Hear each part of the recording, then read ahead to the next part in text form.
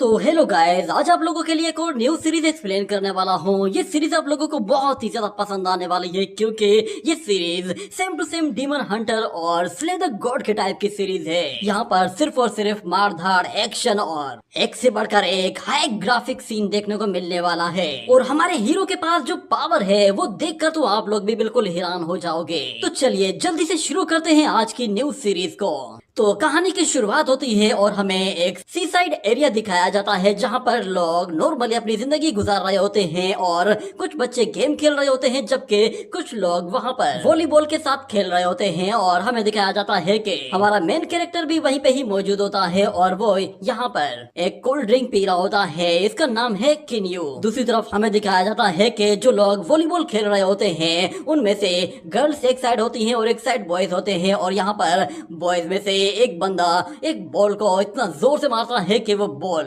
एक लड़की के फेस की तरफ जा रही होती है। ये देखने के बाद हमारा हीरो वो फौरन से अपना वो कैन फेंकता है और फौरन से उस लड़की को बचाने के लिए पहुंच जाता है और उस बॉल को पकड़कर उसे गोल गोल घुमाता है और उस बॉल की स्पीड को फौरन से खत्म करके उसे अपने कंट्रोल में ले आता है। ये सारा सीन देखते हुए वहां मौजूद सारे के सारे लोग बिल्कुल हैरान हो जाते हैं और वो लड़का ऑलरेडी इतना हैंडसम था कि लड़कियां तो उसके लिए पहले से ही जान देने के लिए भी राजी थी। और ऊपर से अब उसने क्योंकि उन लड़कियों की हेल्प कर दी थी तो वो तो अब उन लोगों की नजरों में हीरो बन गया था और उन्हें लग रहा था कि शायद ये कोई बहुत ही पावरफुल कल्टीवेटर है। किन्यू फौरन से उन लड़कों से कहता है कि तुम लोग लड़कियों के अगेंस्ट अपनी पावर यूज कर रहे हो, तुम्हें क्या लगता है इस तरह तुम उन्हें इम्प्रेस करोगे? अगर तुम लोगों में हिम्मत है तो जरा मेरे साथ खेल कर दिखाओ। ये सुनते ही उसके सामने मौजूद वो दूसरा लड़का कहता है कि बच्चे, तुमने खुद अपनी मौत को दावत दी है, बाद में पछताना मत। ये कहने के बाद यहाँ पर गेम दोबारा से शुरू होती है और वो लड़का उस बॉल को इतनी जोर से हिट करता है कि वो आग के गोले की तरह और फिर शेर की धाड़ की तरह सीधा किन्यू की तरफ जा रही होती है, मगर किन्यू उसे बहुत ही आराम से रोक लेता है और फिर उन लोगों का वो गेम नॉर्मल तरीके से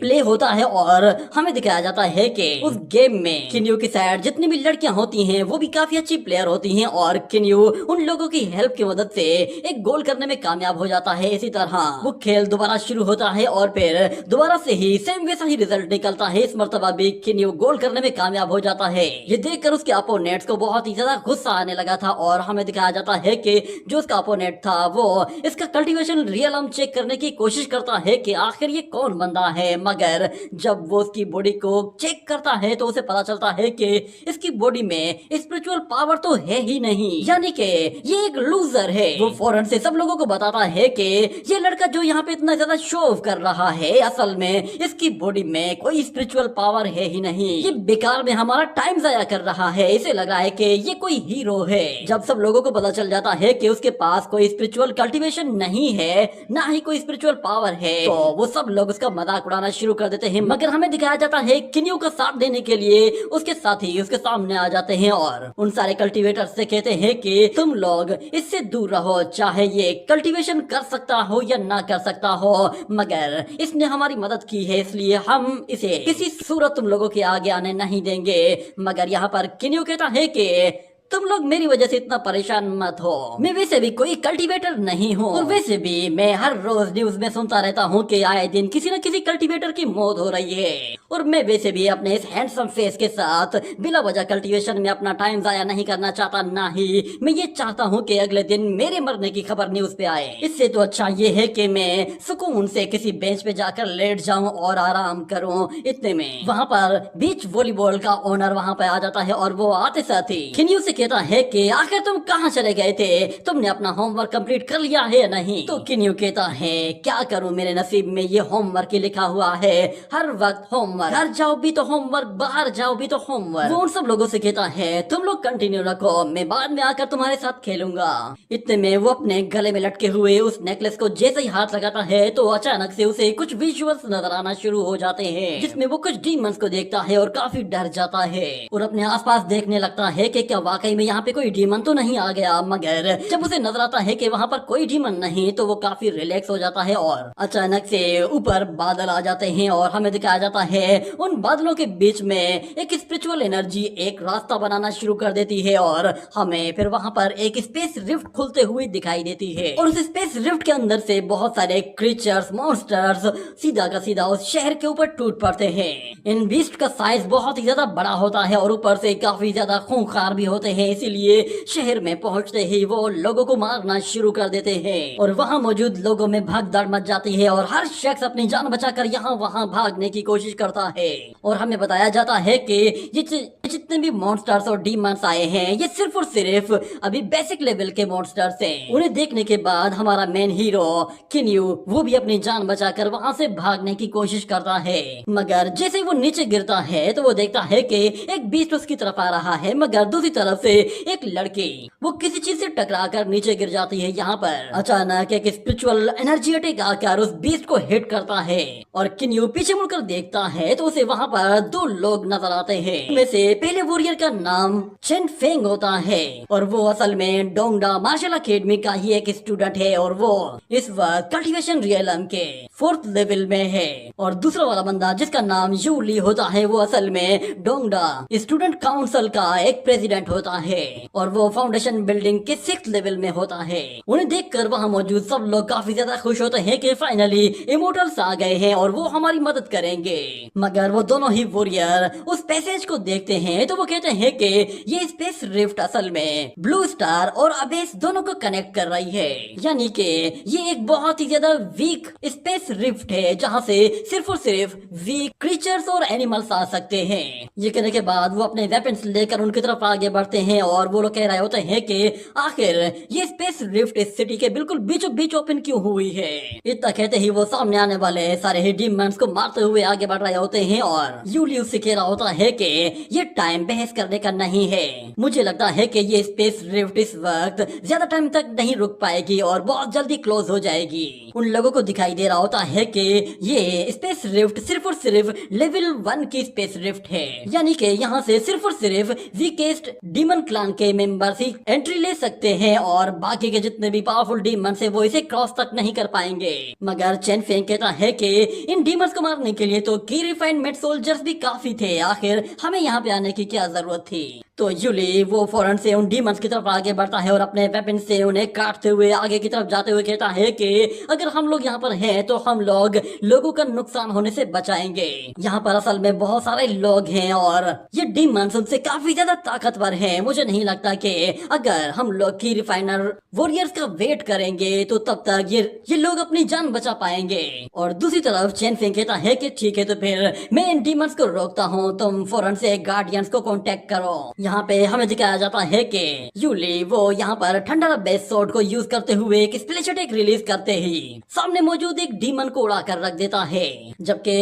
हमें दिखाया जाता है चेन फेंग खुद से ही हेडक्वार्टर में कॉल करके सब लोगों को बताता है कि हमें बैकअप की जरूरत है। इस वक्त सिटी पर डीमन पैसेज ओपन हो गई है और बहुत सारे डीमंस यहाँ पर एंटर कर गए हैं। और अगले सीन में हमें दोबारा से हेडक्वार्टर का सीन दिखाया जाता है जहाँ पर उनके सीनियर कमांडर्स मौजूद होते हैं और उन लोगों को फौरन से अलर्ट मिल जाता है कि सिटी पर असल में बहुत सारे डीमंस ने एक बार में ही आकर हमला कर दिया है। और वो लोग ये जानकर काफी हैरान होते हैं कि लेवल 1 के पैसेज के साथ इतने सारे डीमंस यहाँ पर कैसे आ गए। ऐसा लग रहा है कि जैसे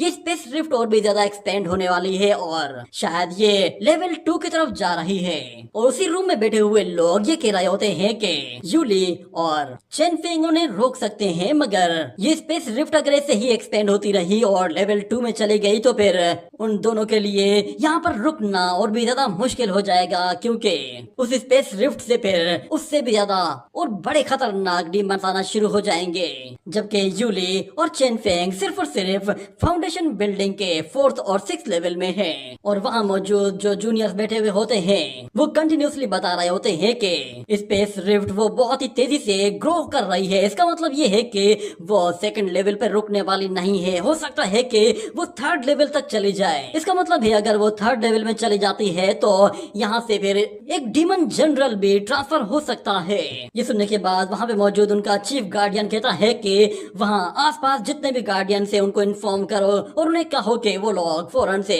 उस सिटी आइलैंड की तरफ चले जाएं और वो लोग चेन फेंग और यूली को ऑर्डर देते हैं कि डीमंस को मारने के बजाय तुम वहां से लोगों को निकालने में ज्यादा फोकस लगाओ ताकि सिविलियंस को नुकसान न पहुंचे। हम लोग बैकअप भेज रहे हैं और बहुत जल्द बैकअप टीम्स वहां पर पहुंच जाएंगी। यहाँ पे वो स्पेस रिफ्ट अब सेकंड लेवल में एंटर कर चुकी होती है और हमें दिखाया जाता है कि बहुत सारे बोन स्नेक डीमंस अपीयर होना शुरू हो गए थे जो कि हवा में ऊपर उड़ते हुए उस आइलैंड के पास आकर जैसे ही उस पानी पर अटैक करते हैं तो पानी से बहुत ही बड़ी एनर्जी वेव आती है और उसे रोकने के लिए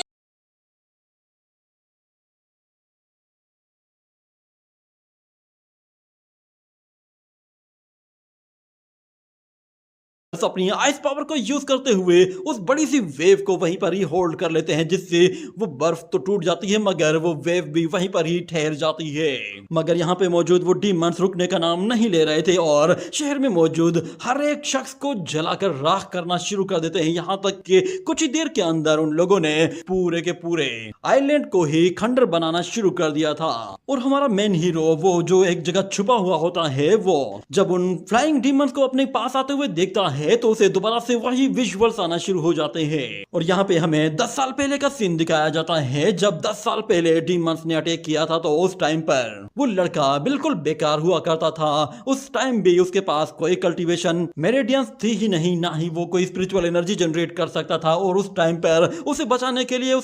उसकी बचपन की दोस्त ने अपनी जान की कुर्बानी दी थी। वो उसे अपने सामने मरता हुआ देखता है मगर कुछ भी नहीं कर पाता। उल्टा वो लड़की उससे कह रही होती है कि भाग जाओ यहाँ से। ये सुनकर वो लड़का डरपोक लड़कों की तरह वहां से भाग कर निकल जाता है और उस लड़की को देखने तक नहीं आता कि वो जिंदा है या मर गई है। और सीन प्रेजेंट में आता है और इसी तरह वो उन डीमन से जान बचाकर दोबारा से भाग रहा होता है। और यहाँ पर वॉलीबॉल क्लब का वो ओनर भी उसकी मदद करते हुए उसे डीमन से बचाता है, जिसके बाद वो दोनों भागते हुए 2 जेट स्कीज में पानी के रास्ते वहां से दूर जाने की कोशिश करते हैं। मगर एक डीमन वो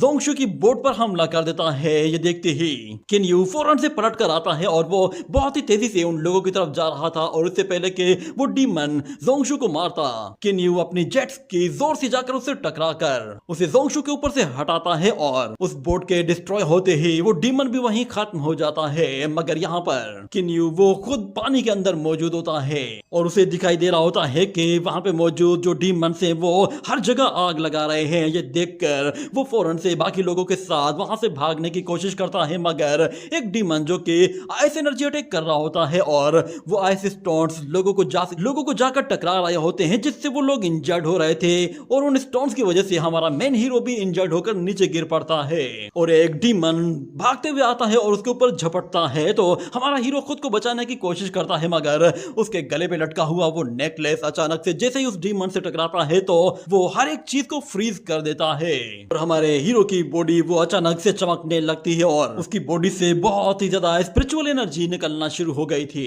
और जैसे ही वो अपनी आंखें खोलता है तो वो देखता है कि वो तो अब भी जिंदा है और एक अलग ही जगह पहुंचा है। हमें बताया जाता है कि ये जगह असल में उसका सीक्रेट स्पेस है, जिसे वो सी ऑफ कॉन्शियसनेस कहते हैं। और वहां पे एक एल्डर होता है जो कि किन्यू से कहता है कि डरो मत, ये तुम्हारा अपना सी ऑफ कॉन्शियसनेस है। तो सी ऑफ कॉन्शियसनेस का सुनकर किन्यू कहता है कि क्या मेरी बॉडी में एक सी ऑफ कॉन्शियसनेस कैसे आएगा? मैं कोई कल्टीवेटर थोड़े ही हूँ। और ऊपर से मैंने कभी भी किसी भी कल्टीवेटर के मुंह से ये नहीं सुना है कि उनके सी ऑफ कॉन्शियसनेस के अंदर कोई शख्स मौजूद होता है। मुझे बताओ कि आखिर तुम हो कौन और मेरे सी ऑफ कॉन्शियसनेस में क्या कर रहे हो? तो वो एल्डर उसे बताता है कि बच्चे अब जरा ध्यान से मेरी बात सुनना। मैं नॉर्थ पोल का ट्रू मार्शल एम्परर हूँ और मुझे नॉर्थ पोल का इमोर्टल एम्परर भी कहा जाता है। और जितने भी कल्टीवेटर्स हैं वो सारे के सारे मुझे एक डीमन स्लेयर गॉड भी कहकर पुकारते हैं, क्योंकि मैंने अकेले ही लोअर रियलम से अपर रियलम तक के जितने भी डीमंस हैं उन सबको अकेले ही खत्म किया है। तो किन्यू कहता है अगर तुम इतने ज्यादा ताकतवर हो तो फिर तुम मेरे सी ऑफ कॉन्शियसनेस में क्या कर रहे हो? तो वो एंसेस्टर उसे बताता है कि आज से हजारों साल पहले जब डीमंस और गॉड्स के बीच में जंग हुई थी तो उस लड़ाई में असल में डीमन एंसेस्टर राहु खुद से अपीयर हुआ था और उसने ब्लू स्टार प्लेनेट पर हमला कर दिया था। था जब उन लोगों ने पूरी की पूरी ह्यूमैनिटी को मिटाने का सोचा और तकरीबन इस दुनिया को तबाह बर्बाद कर दिया था। तो उस टाइम मैंने अपनी 7 अर्थली सोल को यूज करते हुए एक ऐसी डीमन लॉकिंग नेल बना ली थी कि जिससे मैं डीमन एंसेस्टर राहु को उसके अबेस ग्राउंड में ही सील कर सकूं। मैंने उस सील के साथ साथ अपनी प्रिमोडियल फॉर्मेशन सील भी उसके ऊपर लगा दी थी ताकि वो कंप्लीटली उस जगह सील्ड रहे। और हमें यहाँ पर दिखाया जाता है कि वो डीमन एंसेस्टर जब वहां पर सील्ड हो गया था तो वो चिल्लाते हुए उस एल्डर से कहता है कि बेवकूफ इमोर्टल, तुम चाहे अपनी 7 सोल्स को भी सेक्रीफाइस कर लो तो भी कोई फर्क नहीं पड़ता, एक दिन मैं यहाँ से जरूर आजाद हो जाऊंगा। जिस दिन मैं यहाँ से आजाद हुआ, याद रखना मैं पहले ही दिन उस ब्लू स्टार प्लेनेट को तबाह बर्बाद कर दूंगा और वहाँ हर जगह खून की होली खेलूंगा। और वो एंसेस्टर यहाँ पर किन्यू को बता रहा होता है कि बदकिस्मती की बात यह है कि आज से 16 साल पहले जो सीलिंग फॉर्मेशन मैंने उस नेल के ऊपर लगाई थी वो एक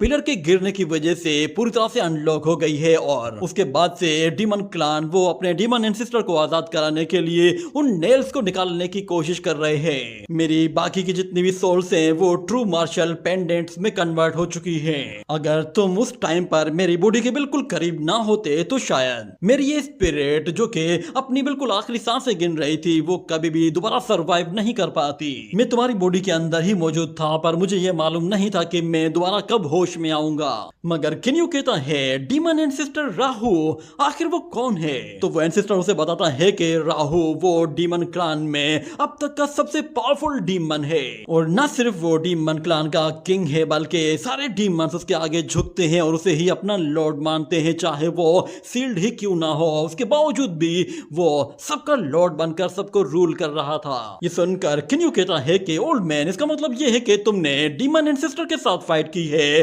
तुम तो सच में लाजवाब हो। मगर वो एंसेस्टर उसे बताता है कि तुम्हें जो चीज जाननी है वो ये है कि सबसे लोवेस्ट लेवल का जो डीमन होता है वो की रिफाइनमेंट लेवल के बराबर का होता है। उसके बाद जो डीमंस होते हैं वो सारे के सारे फाउंडेशन बिल्डिंग लेवल के डीमंस होते हैं, उसमें भी कुछ लेयर्स होती हैं। मगर और उसके बाद जो थर्ड रियलम होता है वो असल में गोल्डन कोर रियलम होता है। मगर जहां तक बात डीमंस की है तो वो यहाँ पे भी नहीं रुकने वाले। मुझे पूरा यकीन है कि अगले 10 साल में डीमंस यहाँ पर एक ऐसी स्पेस रिफ्ट खोलने में कामयाब हो जाएंगे कि जिसके जरिए वो लोग यहाँ पर बड़े बड़े डीमन जनरल्स को भी समन कर पाएंगे। इसीलिए मैं चाहता हूँ कि तुम जल्द से जल्द अपना कल्टीवेशन लेवल आगे बढ़ाओ और कम से कम भी सोल फाउंडेशन लेवल को तो अचीव करो। तो किन्यू कहता है मुझे बताइए कि मुझे क्या करना चाहिए? तो वो एल्डर कहता है फिलहाल तो तुम्हें सबसे पहले अपनी की रिफाइनमेंट को तेजी के साथ ग्रो करना है। जितना जल्दी हो सके डोंगडा मार्शल एकेडमी में एडमिशन ले लो। अगर तुम उस एकेडमी के टॉप डिसाइपल बन जाते हो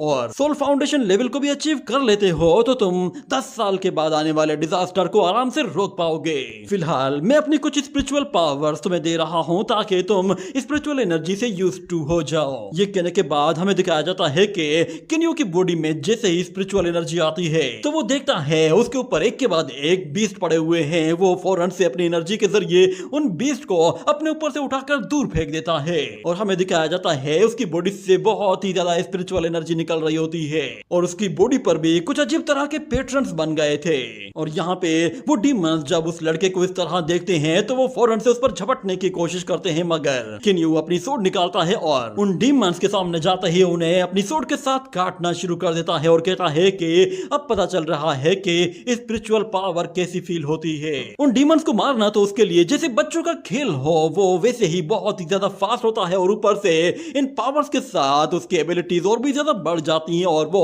यहाँ पर मल्टीपल सोर्ड टेक्निक्स को भी यूज कर रहा होता है। वो सोर्ड्स जैसे ही जाकर एक फ्लाइंग डीमन को हिट करती हैं तो वो डीमन फौरन से नीचे आ गिरता है। किन्यू ने अपनी लाइफ में पहली मर्तबा एक डीमन को मारा था जिससे उसे बहुत ही ज्यादा खुशी हो रही होती है और वो ऊपर की तरफ देखता है तो उसे नजर आता है कि ऊपर लेवल 1 की स्पेस रिफ्ट है। मगर अचानक से वो स्पेस रिफ्ट बिल्कुल चेंज हो जाती है और हमें पता चलता है कि वो स्पेस रिफ्ट अब लेवल 2 में चली गई है और उसके अंदर से एक बहुत ही बड़े बीस्ट का सिर बाहर निकल आता है। उसे देखकर चेनफी कहता है ये जरूर एक डीमन जनरल है। जहां तक जनरल्स की बात है तो सेकंड लेवल के किसी भी स्पेस रिफ्ट से कोई भी जनरल क्रॉस नहीं करना चाहिए। अगर यहाँ पर किन्यू कह रहा होता है कि इस डीमन की टाइमिंग बिल्कुल परफेक्ट है, मुझे वैसे भी अपने न्यू पावर्स को चेक करना था। ये कहने के साथ वो फौरन से उस स्पेस रिफ्ट की तरफ जाता है है तो एंसेस्टर की आवाज आती है कि फौरन से यहीं पे ही रुक जाओ। ये डीमन नॉर्मल डीमन नहीं है कि जिसे तुम हैंडल कर सकोगे, ये एक क्वासी जनरल है,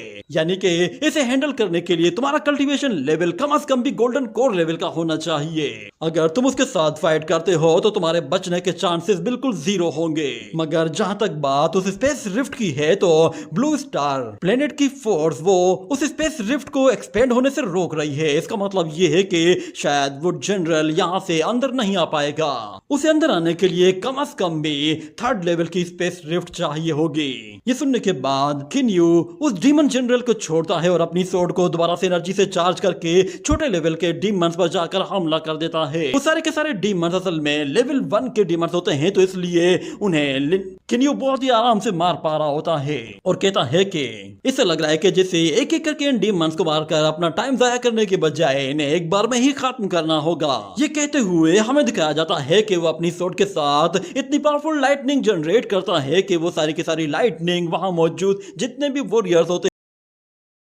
ये देखता है कि उसके सारे के सारे डीमंस को मारा जा रहा है, तो वो फौरन से अपने मुंह से एक बहुत ही पावरफुल फायर एनर्जी अटैक करता है, जिससे वहां पर एक और स्पेस रिफ्ट खुल जाती है और उस स्पेस रिफ्ट के अंदर से उस डीमन के कुछ क्लोन्स बाहर निकलते हैं जो कि असल में 12 विंग डीमंस होते हैं। और वहां पे मौजूद जो डोंगडा गार्डियंस होते हैं वो भी कहते हैं कि ये तो बहुत ही बुरा हुआ, डीमन जनरल ने अपने क्लोन्स को यहाँ पर भेज दिया है और ऊपर से यहाँ पर बहुत सारे सिविलियन सब भी फंसे हुए हैं, हमें उन्हें रेस्क्यू करना है और ऊपर से ये जनरल भी यहाँ पर आ गया है, हमें समझ में नहीं आ रहा कि क्या करें। मगर जहां तक बात यूली की होती है तो वो स्टूडेंट काउंसिल का प्रेसिडेंट होता है और वो यहाँ पर फैसला करता है कि चाहे अब कुछ भी हो जाए, हमारे बचने के चांसेस चाहे 0 भी क्यों ना हो जाए तो भी हम लोग अपनी आखिरी कोशिश जरूर करेंगे। मगर इनके बीच में अचानक से किन्यू आ पहुंचता है और कहता है कि मुझे इसे हैंडल करने दो। मगर इतने में अचानक हमें वहां पर एक और लड़की को आते हुए दिखाया जाता है जिसका नाम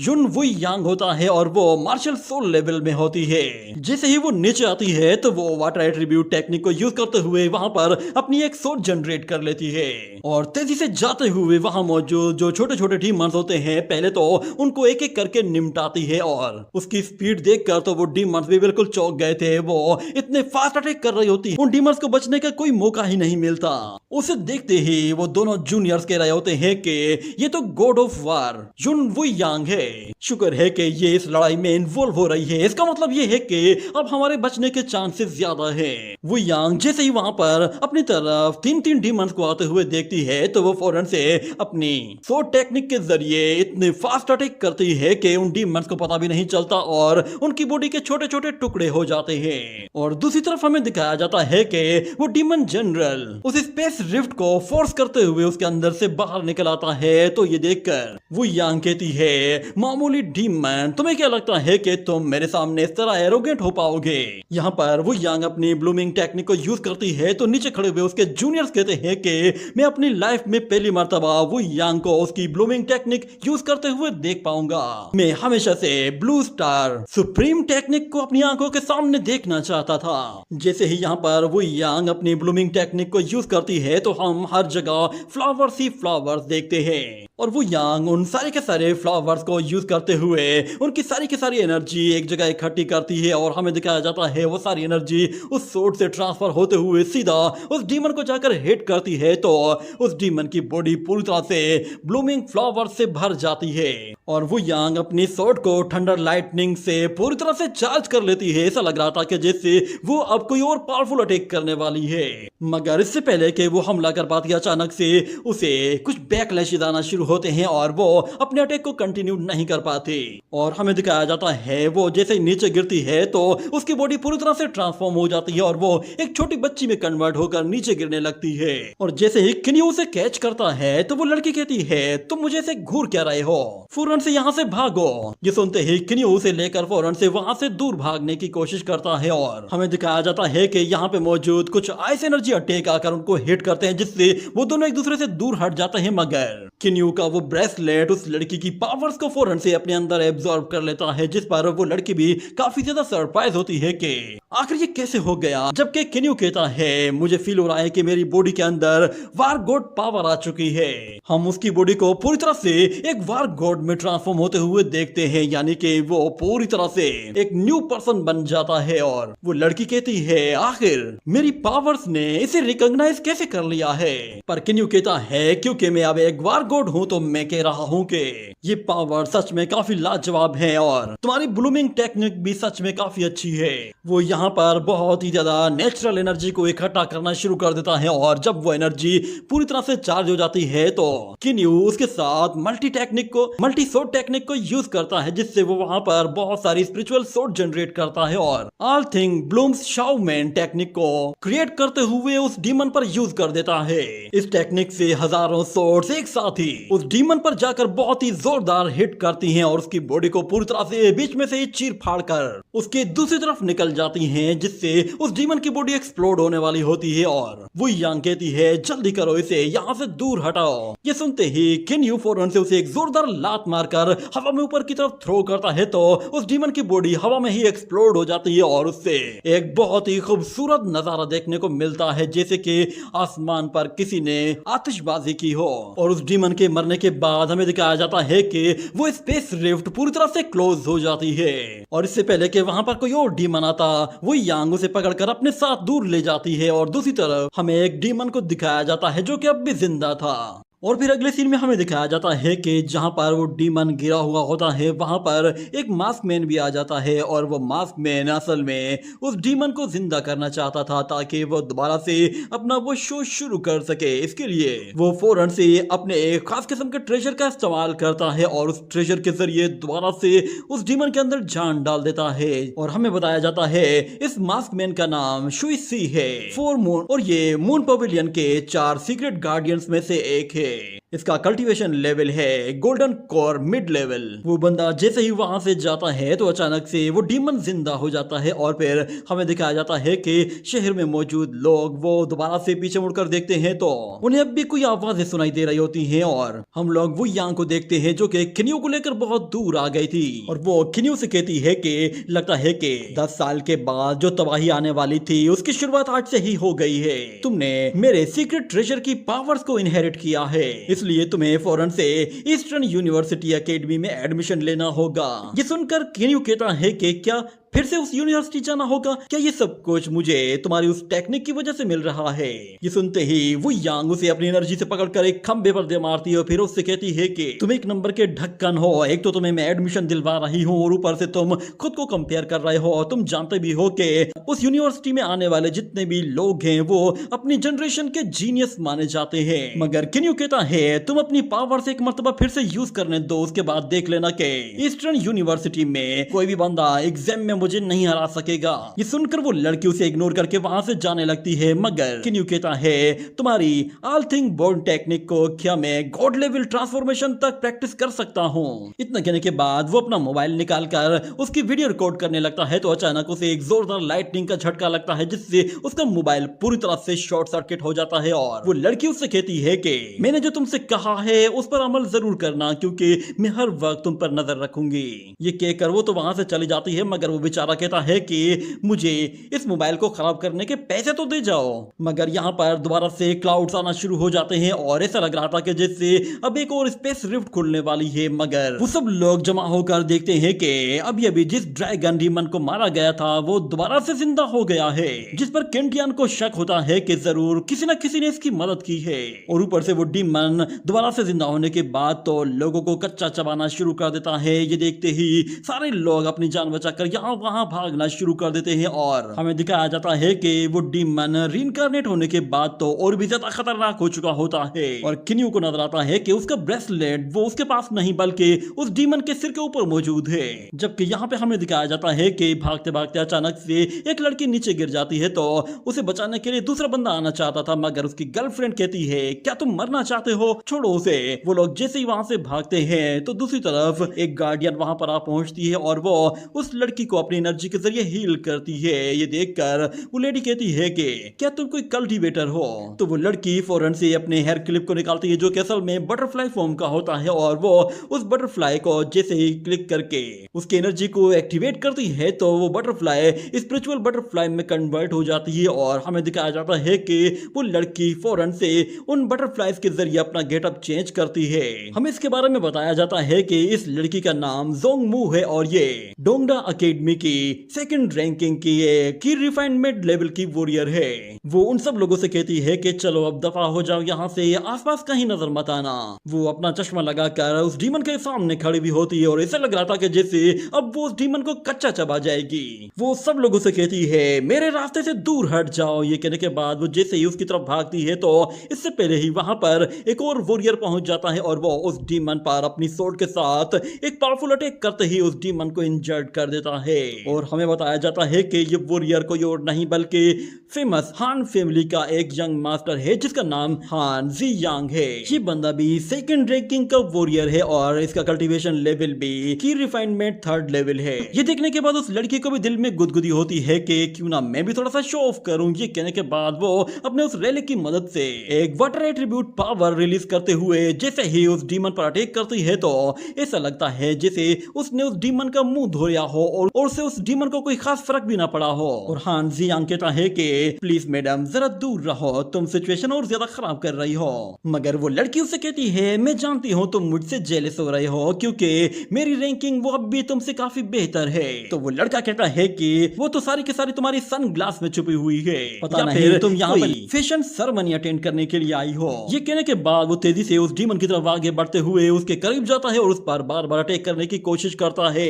उस लड़के की स्पीड काफी अच्छी होती है मगर वो उस डीमन को ज्यादा चोट नहीं पहुंचा पा रहा था। यहाँ पे किन्यू देखता है कि वहां उस डीमन को कोई शख्स रोकने की कोशिश कर रहा है, जबकि हान जी यांग वो अपनी सोट के जरिए उस पर मल्टीपल अटैक्स करता है मगर उसके बावजूद भी उस बोन डीमन पर कोई खास फर्क ही नहीं पड़ रहा था। ये देखने के बाद यहाँ पर वो लड़की जानबूझकर उसका मजाक उड़ाना शुरू कर देती है। ये सुनते ही वो अपनी ब्लड सेकंड रैंकिंग की पावर को भी अनलॉक कर देता है और जैसे ही उन फ्लेम्स को और भी ज्यादा इग्नाइट करता है और जाते ही साथ ही उस डीमन पर हमला करता है तो वो डीमन एक ही पंजे के साथ उसे उठाकर वहां से दूर फेंक देता है और उन लोगों के ऊपर बहुत ही बड़े बड़े आइस स्टोन्स थ्रो करता है। ये देखते ही वो लड़की फौरन से एक बहुत ही पावरफुल शील्ड बनाकर अपने आप को और अपने उस दोस्त को भी बचाती है और जियांग से कहती है क्या तुम कुछ देर के लिए यहाँ पे होल्ड नहीं कर सकते, हमारे पास बैकअप टीम्स आने वाली है। तो वो लड़का कहता है कि रोकने के लिए उससे लड़ना जरूरी है, हमें इसके साथ फाइट करते हुए इसकी वीकनेसेस का पता लगाना होगा ताकि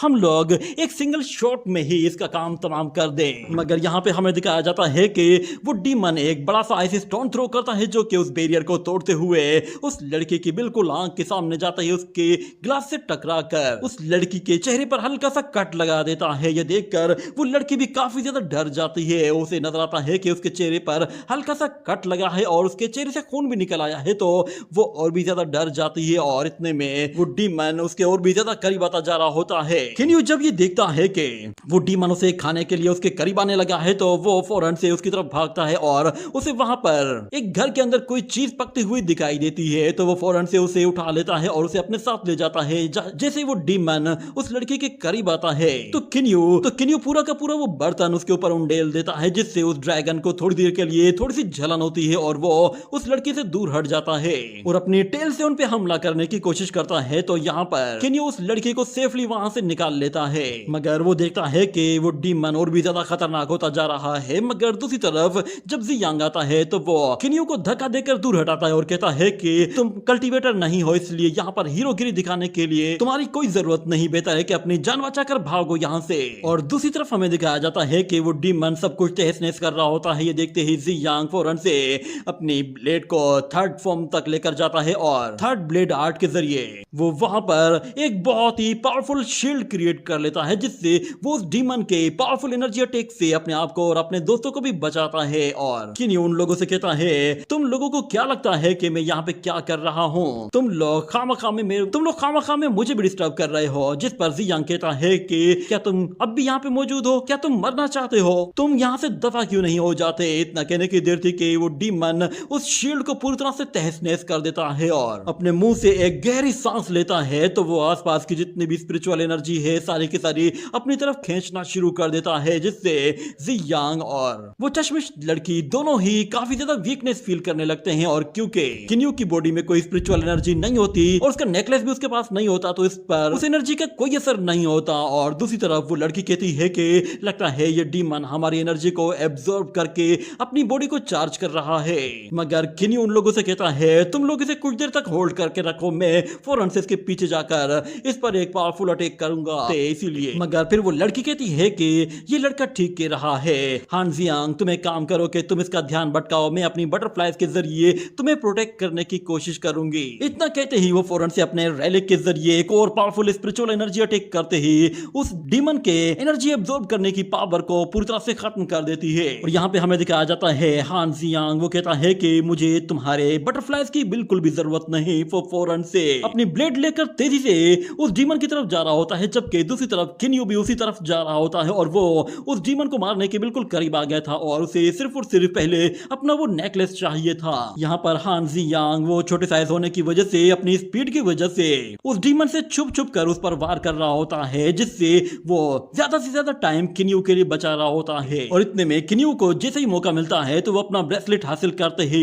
उस डीमन के ऊपर एक जोरदार लाइटनिंग अटैक कर देता है। मगर हमें दिखाया जाता है कि इस अटैक की वजह से उस डीमन को बस हल्की फुल्की चोट ही आती है और कुछ खास फर्क नहीं पड़ता। जबकि दूसरी तरफ हम देखते हैं हान जियांग वो जाते साथ ही अपनी पावरफुल ब्लेड टेक्निक को यूज करता है और वो भी लिनफी की तरह ही एक जोरदार वार करके उस डीमन को बुरी तरह से इंजर्ड कर देता है। और इन दोनों अटैक्स की वजह से उस डीमन को थोड़ा सा चक्कर आने लगते हैं और वो लड़खड़ाते हुए कभी यहाँ तो कभी वहां टकराता है और फिर जोर से आकर जमीन पर गिरता है, जिससे वो पूरी जमीन हिल कर रह जाती है। और हमें दिखाया जाता है कि यहाँ पर जब किन्यू नीचे गिरा था तो उसके ऊपर वो लड़की आकर गिरी थी, जिस पर किन्यू कहता है कि तुम इतनी भारी क्यों हो। तो वो लड़की पहले तो सीधा उठकर बैठती है और फिर कहती है तुम बकवास बंद करो। मगर किन्यू को बस यहाँ पर अपने ब्रेसलेट की फिक्र थी, वो फौरन से उसे उठाकर पहन लेता है, जिसकी वजह से उसकी स्पिरिचुअल एनर्जी वापस आ जाती है। और वो उन दोनों ही वॉरियर्स से कहता है तुम लोग अपने लिए कोई अच्छी सी जगह ढूंढो और वहां पर जाकर छुप जाओ, वैसे भी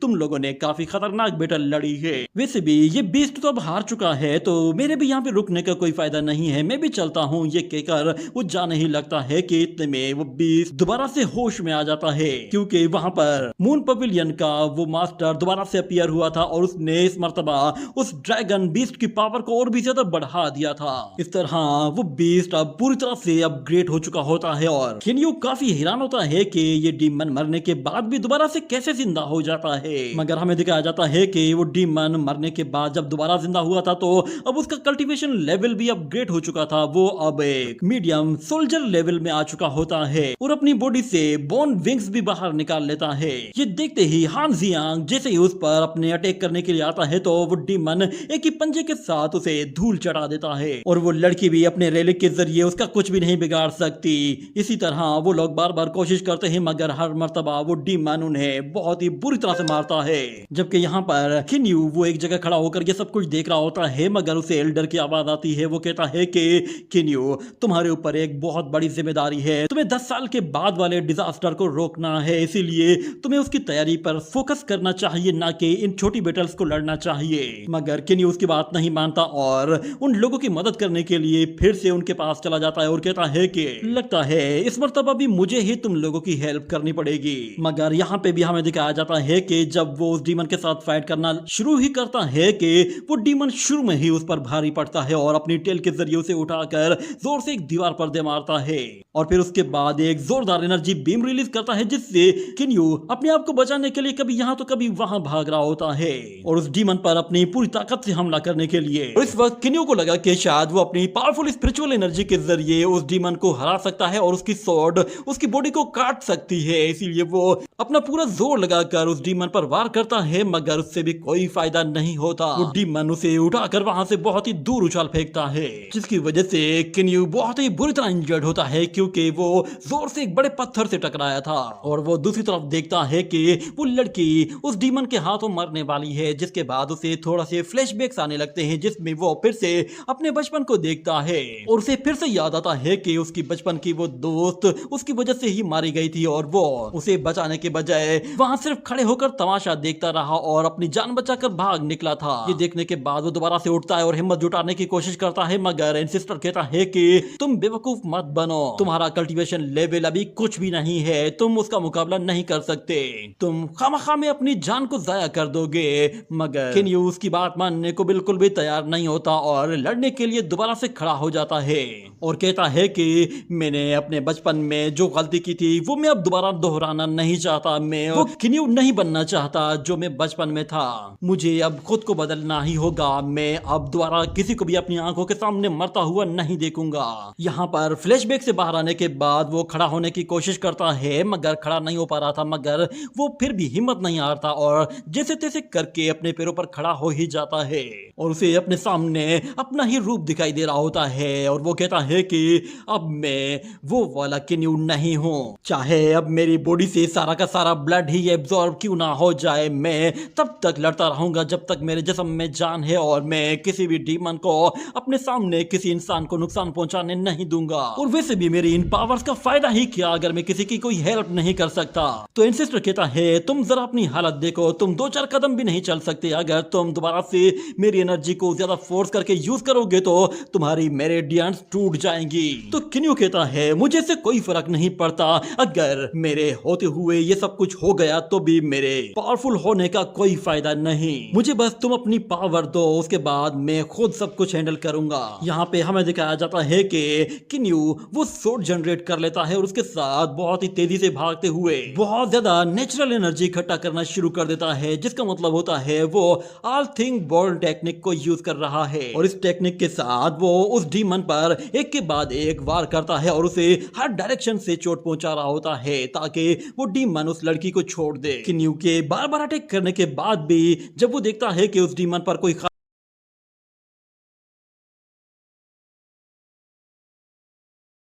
कि उस डीमन पर कोई खास फर्क नहीं पड़ रहा तो वो अपनी एनर्जी उस सोर्ड के अंदर पूरी तरह से चार्ज करता है और फिर वो सोर्ड उस डीमन की बॉडी के अंदर इतनी जोर से घुसाता है कि वो सोर्ड उसके अंदर तो चली जाती है, मगर किन्यू उसे अपना पूरा जोर लगाकर खींचने की कोशिश करता है जिससे उस डीमन को तकलीफ महसूस होती है और किन्यू समझ जाता है कि अब बात बन रही है और वो उस सोर्ड को अपना पूरा जोर लगाकर खींचता है तो वो उस सोर्ड से उस डीमन की बॉडी के 2 टुकड़े कर देता है। ये देखकर सारे लोग बिल्कुल हैरान हो गए थे, खास तौर पर वो लड़की चश्मे वाली जो नीचे पड़ी हुई थी, वो ये देखती है कि किन्यू ने अकेले ही उस डीमन को मार दिया है। और इतने में हमें वहां पर वही यंग को भी आते हुए दिखाया जाता है। जब वो वहां पर आती है तो वो भी काफी सरप्राइज हो जाती है और किन्यू सब लोगों से कहता है देखो तुम लोगों को फिर से मेरी मदद की जरूरत पड़ गई और मैंने दोबारा तुम लोगों को बचाया है। मगर देखने में साफ नजर आ रहा था कि उसकी अपनी हालत कितनी ज्यादा खराब हो चुकी है और वो यंग कहती है मुझे अब समझ में आने लगा है कि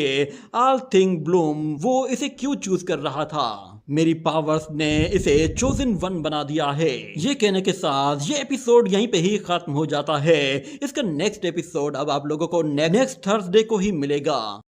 तो जैसा कि लास्ट एपिसोड में हम लोगों ने देखा था कि किन्यू अपनी नेकलेस की पावर की मदद से बहुत ही ज्यादा एनर्जी एब्जॉर्ब करता है और उसके अंदर इतनी पावर आ जाती है कि वो एक के बाद एक बड़े बड़े मॉन्स्टर्स को मार रहा होता है। और हम लोगों ने देखा था कि उन लोगों के पास जो एक बहुत ही बड़ा ड्रैगन मॉन्स्टर आया होता है वो लोग एक साथ मिलकर उसे किसी तरह हरा देते हैं, मगर वहां पर एक मास्क मैन भी होता है जो कि बार बार उन मॉन्स्टर्स को जिंदा कर रहा होता है, जिसकी वजह से उनकी पावर्स भी अपग्रेड होती जा रही होती है। और इस मर्तबा वो ड्रैगन अपने विंग्स के साथ अपनी पूरी ताकत से बाहर आता है और उन लोगों में इतनी पावर नहीं होती कि वो लोग इस अपग्रेडेड ड्रैगन को हरा सके, इसीलिए वो सब लोग वहां पर हारने वाले होते हैं। मगर किन्यू हार नहीं मानता, वो आखिरी दम तक लड़ने वाला था और हम लोगों ने यहाँ पर देखा था कि वो अपनी सोर्ड लेकर दोबारा से उसी ड्रैगन पर जाकर टूट पड़ता है और उसे इतनी बुरी तरह से मारता है कि वो ड्रैगन उसके बाद दोबारा खड़ा तक नहीं हो पाता। जिसके बाद अगले सीन में हमें दिखाया जाता है कि किन्यू जब वो अपने घर वापस आ रहा होता है तो वो काफी ज्यादा थका हुआ होता है और उसकी एनर्जी भी पूरी तरह से कंज्यूम हो चुकी थी, जिसकी वजह से अब उसे बहुत ज्यादा भूख भी लगने लगी थी। मगर वो जैसे ही अपने दरवाजे को देखता है तो तो वहां पर एक नोटिस लगा हुआ होता है, मगर वो उसे इग्नोर करके अंदर चला जाता है और जाते साथ ही अपने बेड पर जाकर लेट जाता है और कहता है कि भूख से मेरी जान जा रही है। इतने में हमें एक लड़की को दिखाया जाता है जो कि उसके लिए खाने पीने का बहुत सारा सामान लाई थी और खाने की खुशबू आते ही किन्यू फौरन से टेबल पर आ जाता है और उस खाने को खाना शुरू कर देता है, जिस पर वो लड़की उससे कहती है कि मुझे लगता है कि तुम डोंगडा अकेडमी के लिए क्वालिफाइड कर सकते हो। मगर किन्यू कहता है अब मुझे समझ में आ रहा है कि तुम्हें वो लोग गॉड यून क्यों कहते हैं, तुम तो सच में कमाल की हो, तुम हमेशा लोगों को बचाती हो और देखो तुमने आज मुझे भूख से मरते हुए बचा लिया। वो लड़की यहाँ पर उसके फेवरेट सारे खाने लेकर आई होती है, जिस पर किन्यू काफी ज्यादा खुश होता है। मगर वो लड़की उससे कहती है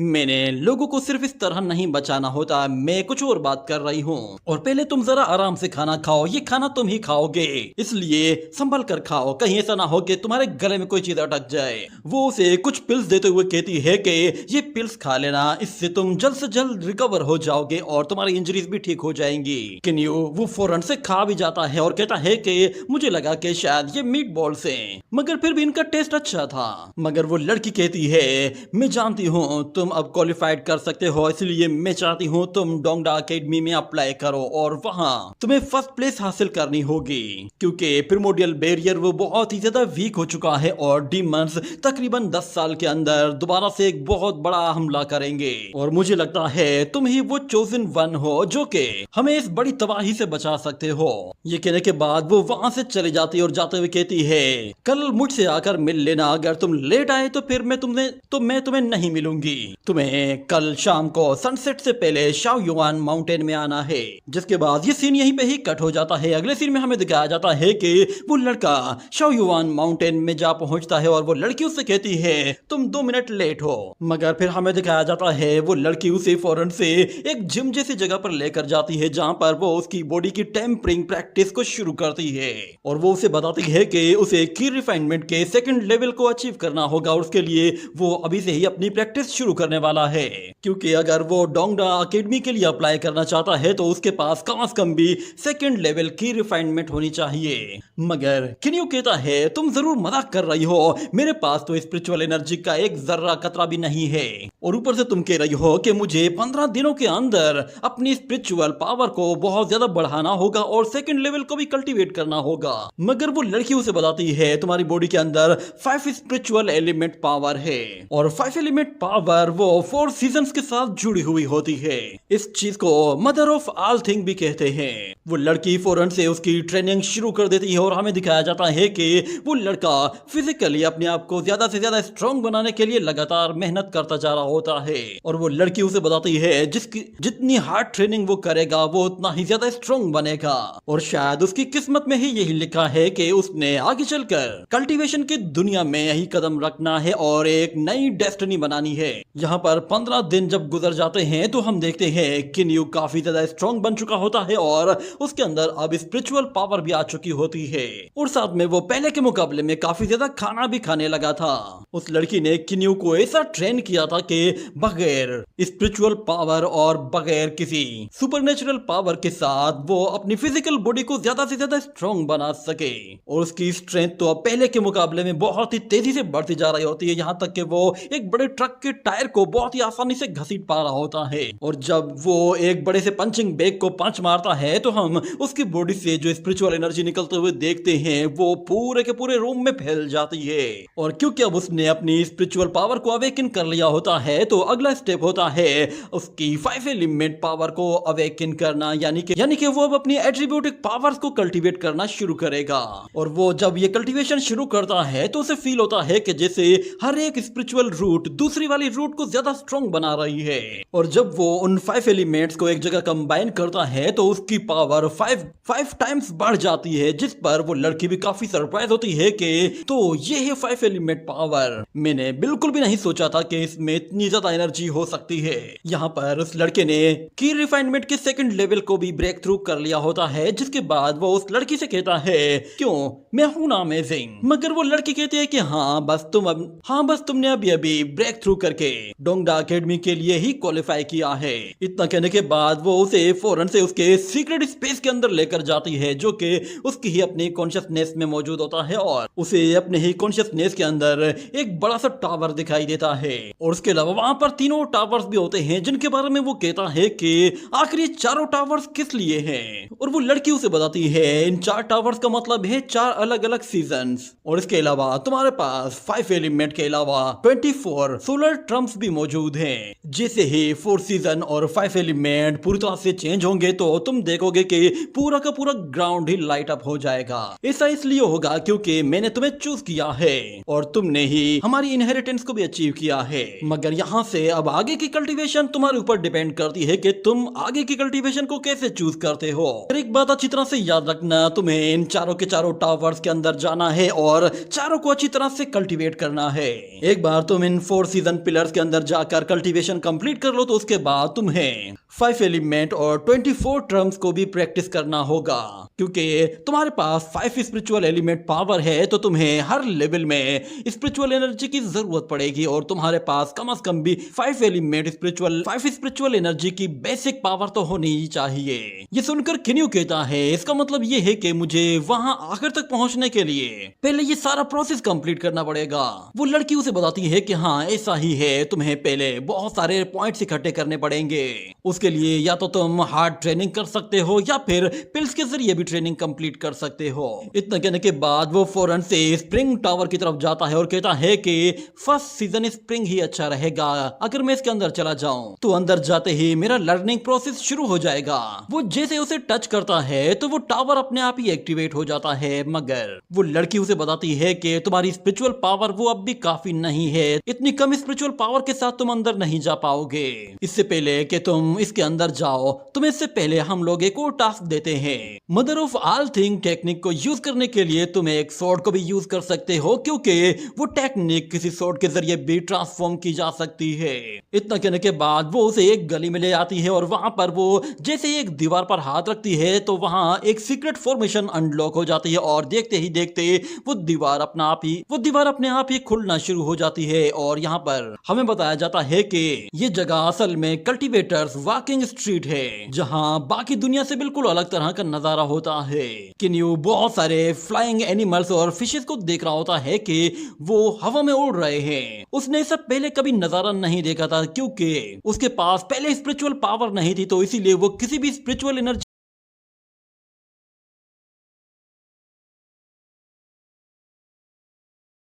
पाता था। मगर अब वो उन्हें क्लियरली देख पा रहा होता है। जिसके बाद वो उस लड़की से कहता है मैं इस सिटी में इतने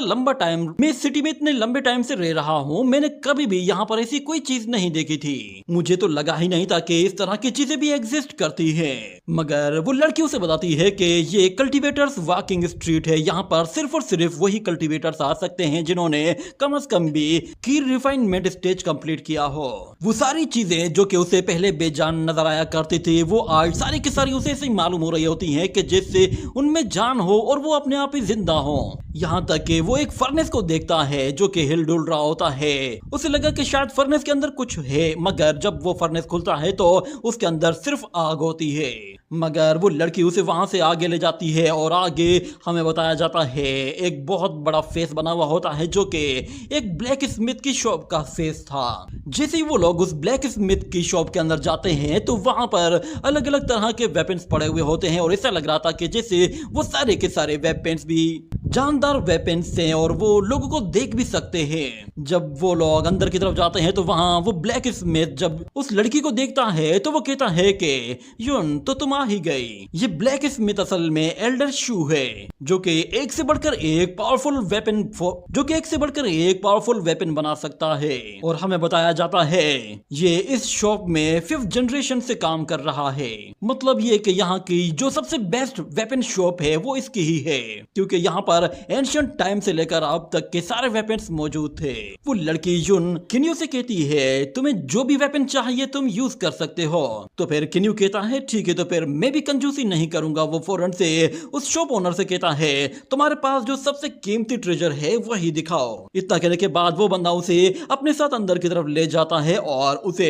एक ऐसी सोर्ड दिखाता है जो कि पत्थर के अंदर घुसी हुई होती है। और उस सोर्ड को देखते ही किन्यू कहता है क्या यही है वो? इस सोड को देखकर तो ऐसे लग रहा है कि जैसे ये हजारों साल पुरानी है और इस पर जंग लग गया है। वो शॉप ओनर से कहता है तुम जरूर मुझे बेवकूफ बना रहे हो, मगर जैसे ही उसका वो नेकलेस उस सोड के करीब जाते ही रिएक्ट करता है तो वो बंदा समझ जाता है कि इस नेकलेस का इस सोड के साथ कोई कनेक्शन है। जैसे ही वो सोड को पकड़ता है तो वो ब्लैक स्मिथ उसे रोकने की कोशिश करता है, मगर किन्यूज उस सोड को पकड़कर कहता है क्या हुआ, क्या इस सोड में कोई प्रॉब्लम है? ये देखते ही वो ब्लैक स्मिथ कहता है नहीं नहीं, मैं कुछ और कह रहा था। असल में जितने भी वेपन्स हैं वो 4 रैंकिंग्स में डिवाइडेड हैं और उन्हें हेवन, अर्थ, मिस्टिक और येलो कहा जाता है। और तुम्हारे पास जो ये सोड है ये असल में येलो ग्रेड की लो ग्रेडेड सोड है, मगर ये सोड एंशिएंट टाइम में एक बहुत ही पावरफुल रेलिक की तरह काम करती थी और कहा जाता है कि इस सोड के अंदर एक सोड स्पिरिट भी मौजूद है। मगर किन्यूज की बात का यकीन नहीं कर रहा होता, मगर यून कहती है क्या आप ये कहना चाहते हैं कि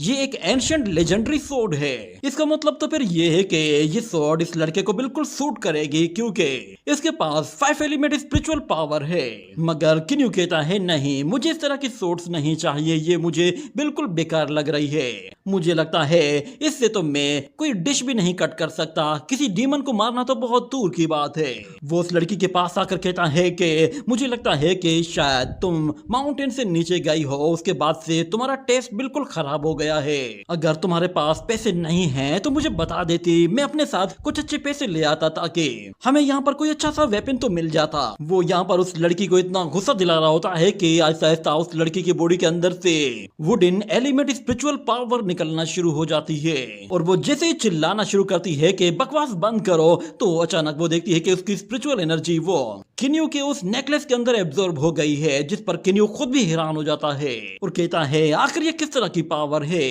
मगर वो लड़की कहती है जाओ और जाकर उस सोड को निकालो। और वो ब्लैक स्मिथ भी कहता है अगर ये की रिफाइनमेंट लेवल का वॉरियर उस सोड को निकाल पाया तो सच में मैं उसे ये फ्री में दे दूंगा। ये सुनकर किन्यू कहता है ऐसी बात है तो फिर मैं जरूर ट्राई करूंगा, बाद में पछताना मत के वो सोड मैंने फ्री में क्यों ली है। यहाँ पर वो जैसे ही जाकर उस सोड को पकड़ने की कोशिश करता है तो अचानक से वो उस सोड के स्पेस के अंदर चला जाता है, जहां पर उसके सामने एक एंशिएंट बीस्ट मौजूद होता है।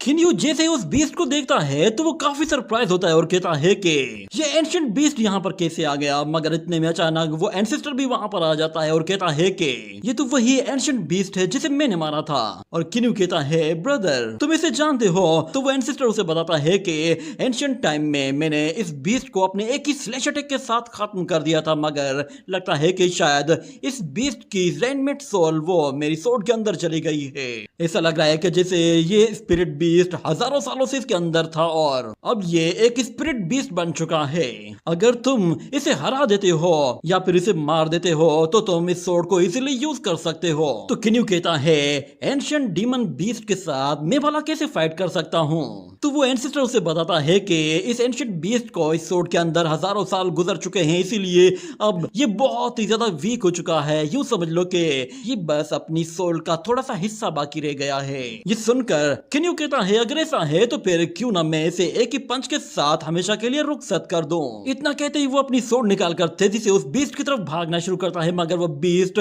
जैसे उसके ऊपर अपना पंजा रखने वाला था तो अचानक से किन्यू को वो एंसेस्टर उस स्पेस से खींचकर एक अलग स्पेस में ले आता है। और फिर किन्यू उस एंसेस्टर से कहता है कि ये बीस्ट तो बहुत ताकतवर है, उसने तो मुझे कुचल ही दिया था। तो एंसेस्टर कहता है मुझे लगा था कि तुम्हारे अंदर कुछ ना कुछ पावर सब भी होंगी, मगर तुम मेरी पावर्स के बगैर तो बहुत ही वीक हो। जिस पर किन्यू कहता है मैं इसे नहीं हरा सकता, प्लीज कोई ना कोई रास्ता निकालिए। इतने में वो अपने सी ऑफ कॉन्शियसनेस के अंदर जाता है, जहां पर वो उसी टावर को देखता है और अचानक से उसकी बॉडी के अंदर से वुड एनर्जी निकलना शुरू हो जाती है। और उस एनर्जी को देखते हुए वो एंसेस्टर उससे कहता है ये तुम्हारी अपनी स्पिरिचुअल पावर नहीं लग रही, ऐसा लग रहा है कि शायद ये उस लड़की यून की स्पिरिचुअल पावर है जो कि उस नेकलेस के अंदर आ गई है। तो किन्यू कहता है मुझे ये कुछ ठीक से समझ में नहीं आ रहा। जिस पर वो एंसेस्टर उसे बताता है कि तुम दूसरे लोगों की भी स्पिरिचुअल एनर्जी को एब्जॉर्ब कर सकते हो और उसे अपनी 5 एलिमेंट पावर के साथ मर्ज करके तुम जहां भी यूज करना चाहो उसे यूज भी कर सकते हो।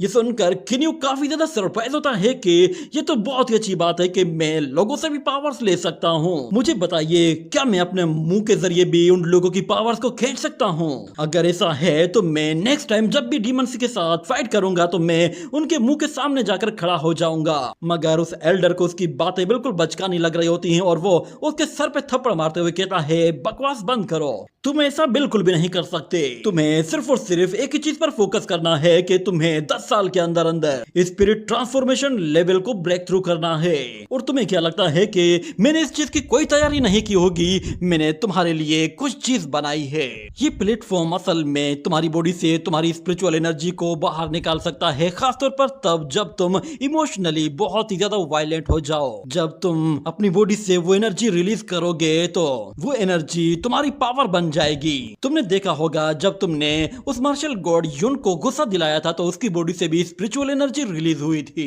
जब भी हम लोग गुस्सा करते हैं तो हमारी पावर्स लीक आउट होना शुरू हो जाती है। यही वजह है कि तुमने भी उसकी वुड एट्रीब्यूट पावर को एब्जॉर्ब कर लिया था। ये सुनकर किन्यू कहता है, ओल्ड मैन, ये सच में बहुत ही कमाल का कल्टीवेशन मेथड है, मुझे ये काफी पसंद आया है। जिसके बाद वो उस ओल्ड मैन के करीब आ जाता है और कहता है कि मैं जानता हूँ तुमने अपने अंदर न जाने कौन कौन सी कल्टीवेशन ट्रिक्स छुपा कर रखी हुई है, चलो अब मुझे एक एक करके बताना शुरू करो। मगर वो एल्डर उसे पीछे धकेलते हुए कहता है कि मैं सिर्फ और सिर्फ तुम्हें नेचर के अकॉर्डिंग ही टीच करूंगा, इसलिए फौरन से अब जाओ, जाकर अपनी 5 एलिमेंट स्पिरिचुअल पावर को अवेकन करने की कोशिश करो। ये सुनने के बाद किन्यू फौरन से एक टावर की तरफ जाने लगता है और हमें दिखाया जाता है कि जब वो उस टावर के पास जाता है तो उसके आसपास बहुत सारी स्पिरिचुअल वाइन्स आ जाती हैं जो कि वुड एट्रीब्यूटिक वाइन्स होती हैं और उसकी तरफ आगे बढ़ने लगती हैं। मगर किन्यू देखता है कि वहां उस गेट के सामने ऐसी कोई भी चीज नहीं कि जिससे उसे कोई आइडिया हो कि उसे खोलना किस तरह है, इसीलिए वो सीधा जाकर सिर्फ उस दरवाजे पे अपना हाथ रखता है और हमें दिखाया जाता है कि उसकी एनर्जी वो गेट एक्सेप्ट कर लेता है, जिससे वहां मौजूद जितनी भी वुड वाइन्स होती हैं वो फौरन से पीछे हट जाती हैं और उसे दिखाई देता है कि उस प्लेटफॉर्म से बहुत ही अलग अलग तरह के गोल्डन लेटर्स बाहर आ गए हैं। उन सबको वहां पर देखकर वो खुद भी काफी सरप्राइज होता है और फिर कहता है, ये तो सच में काफी लाजवाब है। हमें दिखाया जाता है वहां पर आहिस्ता आहिस्ता हर जगह हरियाली ही हरियाली आने लगती है और किन्यू कहता है, मुझे अब समझ में आने लगा है, इन पावर्स को अचीव करने का मतलब है ग्रो होना, यानी कि मैं अभी पावर ऑफ ग्रोथ में एंटर हुआ हूँ। इसी तरह वो फिर वहां पर वुड एट्रीब्यूट पावर को भी अवेकन करने के लिए फौरन से कल्टीवेशन शुरू कर देता है। उसे जल्द से जल्द ब्रेक थ्रू करता हुआ देखकर वो एल्डर कहता है, मैंने सोचा भी नहीं था कि ये लड़का इतना फास्ट होगा। मगर किन्यू बहुत ही तेजी से ब्रेक थ्रू करना शुरू कर चुका होता है और उसकी मेंटेलिटी भी इतनी स्ट्रांग होती है कि वो ज्यादा से ज्यादा चीजों को जल्द से जल्द समझ पा रहा होता है और अब कुछ ही देर के अंदर उसने 2 एट्रीब्यूटिक पावर्स को एक बार में ही अनलॉक कर लिया होता है, जिससे उसकी पावर अब कुछ हद तक बढ़ चुकी थी। जिसके बाद वो all thing comes to life technique को यूज करता है तो एनर्जी रिलीज होने लगती है और वो सारी के सारी लाइफ एनर्जी को अपने साथ कैरी करते हुए सीधा उस डीमन की तरफ आगे बढ़ रहा होता है और जैसे उसके करीब पहुंचता है तो वो उसकी दूसरी तरफ जाता है, उस पर पीछे से कुछ सो डिस्ट्रैक्ट करता है और फौरन से ऊपर की तरफ जाकर कुछ और सो डिस्ट्रैक्ट करने के लिए सीधा उस डीमन के पीठ के ऊपर बैठ जाता है और जैसे ही वहां से नीचे उतरता है तो वो डीमन दोबारा से अपना बड़ा सा पंजा उसके ऊपर ले आता है। ये देखकर किन्यू अपनी सोर्ड से उसे रोकने के लिए पूरा जोर लगा देता है और जैसे तैसे करके वो उसके पंजे को क्रॉस करते हुए सीधा उसकी दूसरी तरफ निकल जाता है और हम देखते हैं कि किन्यू ने यहाँ पर इतनी ज्यादा सोर्ड स्ट्राइक्स कर दी होती है कि वो डीमन खुद भी हैरान हो चुका होता है और किन्यू नीचे आकर जैसे ही वुड एट्रीब्यूट पावर को यूज करते हुए उस डीमन को पकड़ने की कोशिश करता है तो वो डीमन बहुत ही स्पीड से वहां से निकल जाता है। मगर जैसे ही वो सामने की तरफ देखता है तो किन्यू उसके सामने खड़ा हुआ होता है। ये देखकर वो बीस्ट और भी ज्यादा डर जाता है और जैसे ही खुद को रोकने की कोशिश करता है तो उसके पैर उसे रोकने की पूरी कोशिश करते हैं, मगर फिर भी वो रगड़ खाते खाते सीधा किन्यू के पास जाकर गिरता है। वो स्पिरिट बीस्ट उसके पैरों के सामने आकर गिरा था, जिस पर किन्यू उससे कहता है कि तुम्हें और भी कुछ चाहिए। ये सुनते ही वो बीस्ट इतना ज्यादा डर जाता है कि स्पिरिचुअल एनर्जी फॉर्म में कन्वर्ट होकर फौरन से वापस पीछे चला जाता है, जहाँ पर वो टावर और वो प्लेटफॉर्म बना हुआ था वहाँ पर जाते ही वो अपने सोर्ड फॉर्म में आ जाता है। जिस पर किन्यू जैसे ही जाकर उस सोर्ड को पकड़ने वाला होता है तो अचानक से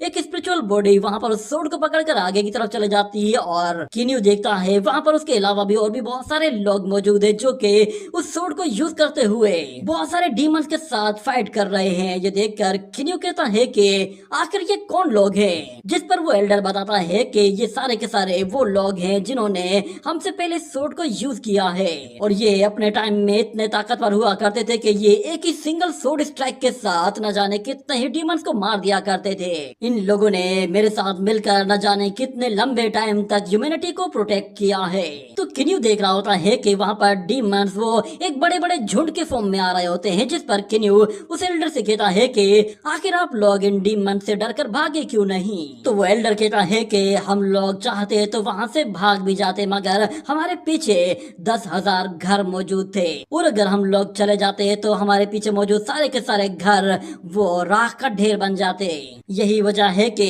हम लोगों ने वहाँ से पीछे न हटने का फैसला किया ताकि किसी भी घर को कोई नुकसान न हो, न ही किसी की जिंदगी का दिया बुझे। हम वो लोग हैं जिन्होंने डीमंस से अपनी ह्यूमैनिटी को इतना प्रोटेक्ट किया है कि हमारे होते हुए डीमंस कभी भी ह्यूमंस तक नहीं पहुंच पाए। मगर लिनफ्यूज का मजाक उड़ाते हुए कहता है कि आपको डर तो लगा होगा कि कहीं आप यहाँ पे मारे न जाए, मगर वो एल्डर उसे बताता है कि हम लेजेंडरी सोर्ड होल्डर से हम लोग कभी भी मौत से नहीं डरते। मगर अचानक से किन्यू को कुछ याद आता है और वो कहता है कि जरा एक मिनट रुकिए, आपने ही मुझे बताया था कि आप जब लास्ट टाइम बैटल हारने वाले थे तो आप पीछे हट गए थे, आपने अपनी बॉडी को डिस्ट्रॉय कर दिया था और आप मेरी बॉडी के अंदर आ गए थे। अब मुझे समझ में आ रहा है कि मेरी लाइफ सबसे ज्यादा कीमती है और उसे मैं बिला वजह रिस्क में नहीं डालना चाहता, क्योंकि अगर मैं मर गया तो मेरे साथ तो ये स्वॉर्ड भी जाया हो जाएगी। मगर वो एल्डर उससे कहता है मैं तुम्हें ये नहीं कहना चाहता था, तुमने बात को घुमा फिरा कर मेरे ही अगेंस्ट कर दिया है।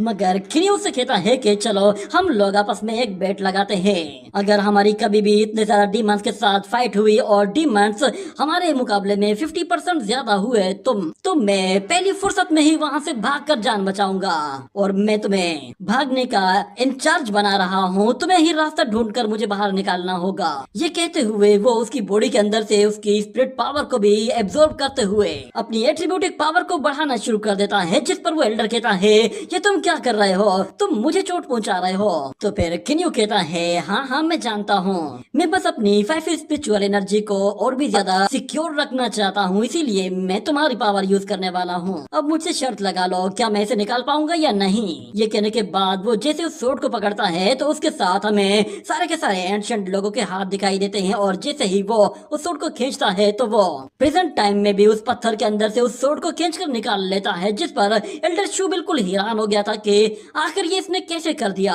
किन्यू ने बहुत ही आराम से वो सोर्ड निकाल ली होती है और उसे वो सोर्ड अब काफी अच्छी भी लगने लगी थी, मगर एल्डर शू कहता है ये नामुमकिन है। मगर दूसरी तरफ वो लड़की यूनुस से कहती है इसका मतलब ये है कि तुम इस सोर्ड के साथ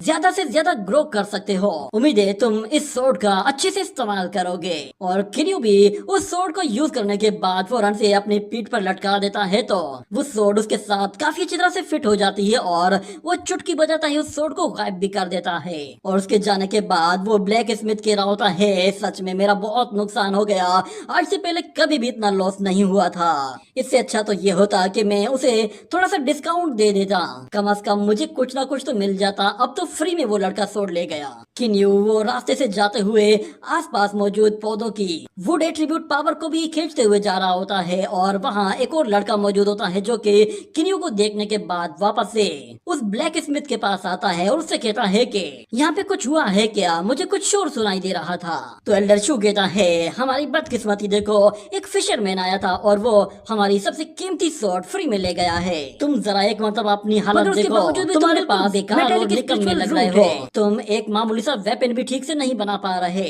मगर वो लड़का कहता है जाने दीजिए, वो सोर्ड इतनी भी अच्छी नहीं थी, उस सोर्ड से तो मेरा हैमर बहुत ही अच्छा है। मगर एल्डर शू कहता है तुम आजकल के लड़के एंशिएंट टाइम्स की चीजों की कीमत ही नहीं जानते, जाओ जाकर अपनी स्टडी करो। इतना कहने के साथ ही ये एपिसोड यहीं पे ही खत्म हो जाता है।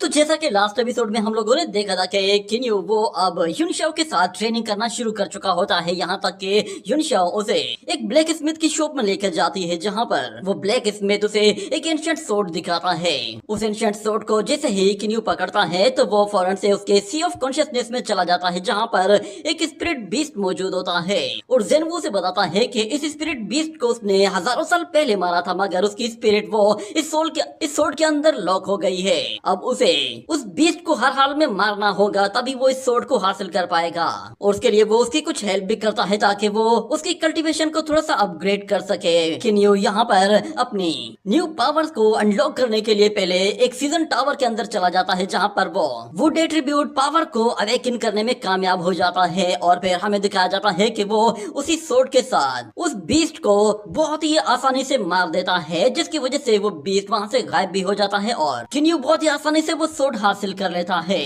और फिर अगले सीन में हमें दिखाया जाता है कि डोंगडा अकेडमी में सारे ही डिसाइपल्स मौजूद होते हैं और वहाँ पर उन लोगों को बताया जा रहा होता है कि जो भी बंदा फर्स्ट प्लेस हासिल करेगा उसे क्रिम्सन जेड स्टोन दिया जाएगा। ये क्रिम्सन जेड स्टोन किसी की भी सोल को नॉरिश कर सकता है। ये सुनने के बाद किन्यू को अपने अंदर से जेनवू की आवाज आती है। जेनवू से कहता है कि बच्चे, तुम्हें ये स्टोन हर हाल में हासिल करना होगा, इसके जरिए मैं अपनी सोल को रिस्टोर कर सकता हूँ। पर यहाँ पर हान जियांग भी मौजूद होता है और वो कहता है कि ये स्टोन तो मैं हर हाल में हासिल करके रहूंगा। मगर उसके अलावा भी वहाँ पर और भी कुछ पावरफुल कल्टीवेटर्स होते हैं और वो भी सेम उसी स्टोन को हासिल करना चाहते थे, इसलिए उनके बीच में एक बहुत ही तगड़ा कंपटीशन होने वाला था। मगर जेनवू यहाँ पर किन्यू को बताता है कि जैसे ही मैं अपनी सोल को रिस्टोर कर लूंगा, मैं तुम्हारी कल्टीवेशन को बहुत ही तेजी से स्पीड अप करना शुरू कर दूंगा और जैसे ही तुम्हारी बॉडी थोड़ी सी स्ट्रॉन्ग बन जाएगी तो उसके बाद तुम मेरी पावर्स को भी यूज करना, तो उसके बाद तुम मेरी पावर्स को भी यूज कर पाओगे। ये सुनते ही किन्यू कहता है कि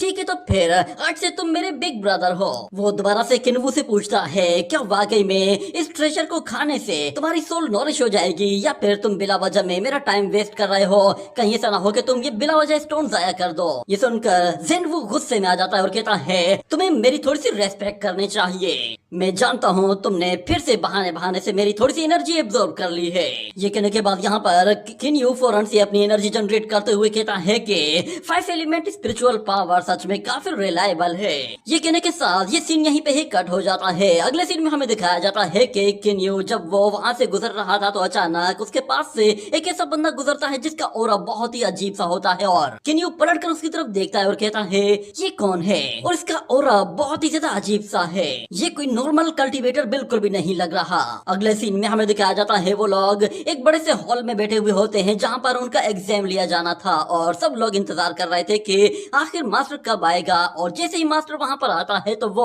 उन सब के एग्जाम पेपर्स अपने साथ लेकर आता है और जैसे ही उन पेपर्स को टेबल पर रखता है वो सारे के सारे पेपर्स उड़ते हुए अपने अपने कैंडिडेट्स की तरफ जाने लगते हैं। ये देखते ही कुछ कैंडिडेट्स उन्हें पकड़ने की कोशिश करते हैं मगर वो पेपर्स इतनी तेजी से जा रहे होते हैं और इतनी स्ट्रेंथ के साथ जा रहे थे कि वो उन कैंडिडेट्स को अपने साथ ही ऊपर की तरफ उठाकर बाहर फेंक देते हैं। ये देखकर वो मास्टर सब लोगों से कहता है, चलो कुछ लोग तो पहले से ही एलिमिनेट हो गए हैं। जिसके बाद वो लोग जो के उन पेपर्स को पकड़ पाए थे वो अब उन पेपर्स को फिल करना शुरू कर देते हैं और हमें दिखाया जाता है यहाँ पर हमारा मेन हीरो जिसने सिर्फ फिजिकल एग्जाम की तैयारी की थी वो इन सवालों के जवाब जानता ही नहीं था, इसलिए वो यहाँ पे तुक्के लगाना शुरू कर देता है और उसके लिए वो एक डाइस का इस्तेमाल करता है। ऊपर जो भी आता है वो उसी पे ही टिक लगा देता है। इसी तरह जब है तो वो एग्जामिनर एक स्पिरिचुअल एनर्जी के जरिए सारे के सारे पेपर्स खींचकर अपनी तरफ ले आता है और जिसने जो कुछ लिखा था वो सब कुछ अब बस वहीं पे ही रह गया था और वो एक ही सेकंड के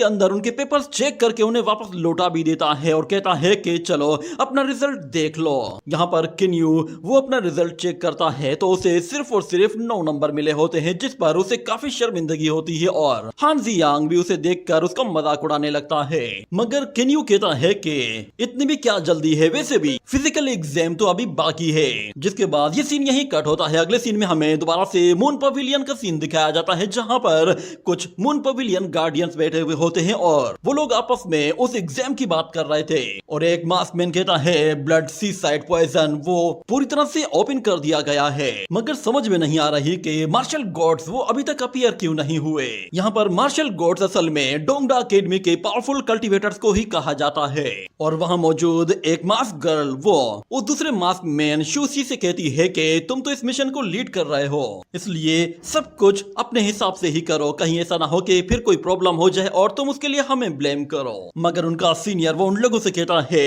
आर्ग्यू करना बंद करो, हम सब लोग एक ही सेक्ट के मेंबर्स है, इसीलिए हम सबको ही अपने ब्लड मून पवेलियन को प्रोटेक्ट करना है। अगर कोई भी गड़बड़ होती है तो उसकी सारी रेस्पॉन्सिबिलिटी हम सब सबके ऊपर आएगी। हम लोगों ने न जाने कितने लंबे टाइम से इंतजार किया है ताकि हम लोग अपनी होली रेस को इस ब्लू स्टार प्लेनेट पर ला सकें, और इसके लिए सबसे बेस्ट टाइम डोंगडा एकेडमी का वो एग्जाम है। जैसे ही वो एग्जाम ओपन होगा उसी टाइम पे हम लोग एक पैसेज एक्टिवेट कर देंगे, और इस मर्तबा कोई गलती नहीं होनी चाहिए। और वो मास्क गर्ल उससे कहती है, लानमिंग, मास्टर की गैर मौजूदगी में तुम तो इस तरह बिहेव कर रहे हो जैसे कि तुम यहाँ के मास्टर हो। तो लानमिंग उन लोगों से कहता है कि मैंने पहले ही अपने लोगों के जरिए अपने एक डिसाइपल को उन कैंडिडेट्स के बीच में शामिल कर दिया है, और वो भी अब डोंगडा एकेडमी का डिसाइपल बनने वाला है, जो कि सारे के सारे डिसाइपल्स के साथ ही उस पैसेज के थ्रू उस रियलम तक जाएगा जहां पर वो सारे डिसाइपल्स जाएंगे। अब उन सारे ह्यूमंस को पता चलेगा कि उनकी औकात क्या है।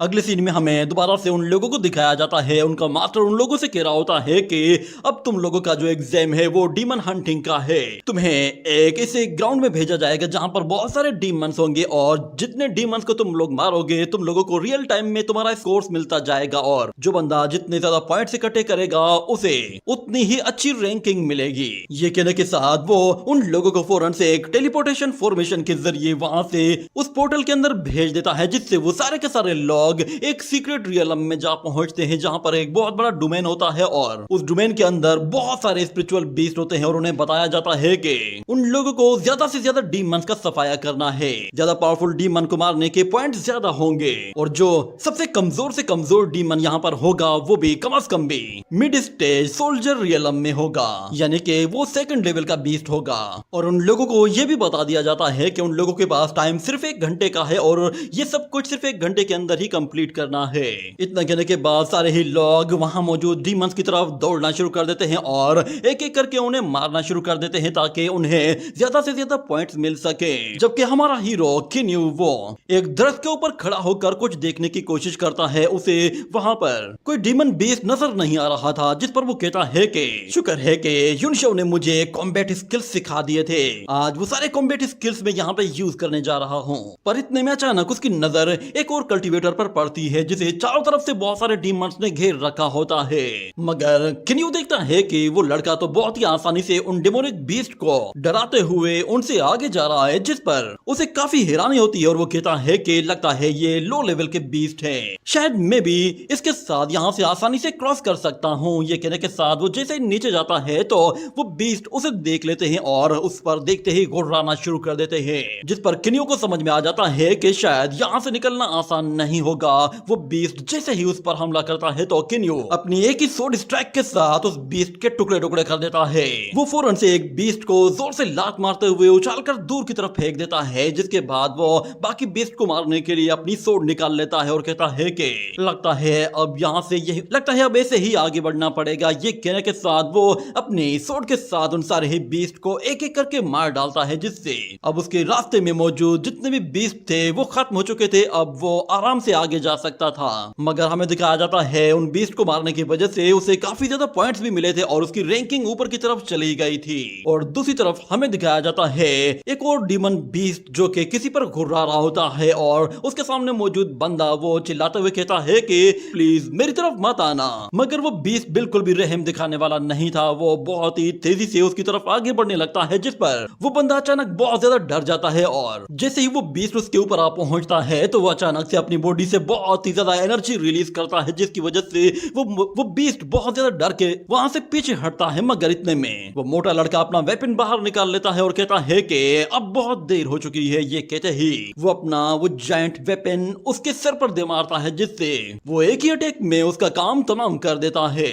और फिर एक एक्शन पोज में खड़ा होकर कहता है, क्यों तुम भी हिल गए थे ना? मेरी गोल्डन शील्ड वो मैक्सिमम लेवल की प्रोटेक्शन देती है, इसलिए मेरा कोई कुछ नहीं बिगाड़ सकता। मगर उसे अपने सर में थोड़ा सा दर्द भी महसूस होने लगा था, जिस पर वो कहता है पता नहीं मेरे सिर के साथ हो क्या रहा है, मुझे ऐसा लग रहा है कि जैसे मेरे सिर के अंदर कोई शख्स पकोड़े तल रहा है। और उसे अपने बराबर में ही बहुत सारे डीमन बीस्ट दिखाई देते हैं और उनके सामने एक और पावरफुल वॉरियर होता है और वो उन डीमन बीस्ट को बहुत ही बुरी तरह से मार रहा होता है। देखकर ऐसा लग रहा था कि जैसे वो बंदा उस मोटे से भी ज्यादा खतरनाक है, क्योंकि उसकी जो टेक्निक होती है वो बहुत ही ज्यादा मिस्टीरियस लग रही थी और इस तरह की टेक्निक आज तक किसी ने नहीं देखी थी। वो मोटा बंदा कहता है इस बंदे के पास जो आर्टिफैक्ट है ये मैंने अपनी लाइफ में कभी देखा ही नहीं है, ना ही इस तरह के फाइटिंग मूव्स मूव्स कभी देखे हैं। पता नहीं इस बंदे की रैंकिंग क्या होगी। जरूर ये डोंगडा अकेडमी का कोई पावरफुल कल्टीवेटर होगा। ये कहने के साथ वो फौरन से उस कल्टीवेटर के पास जा पहुंचता है और उससे कहता है कि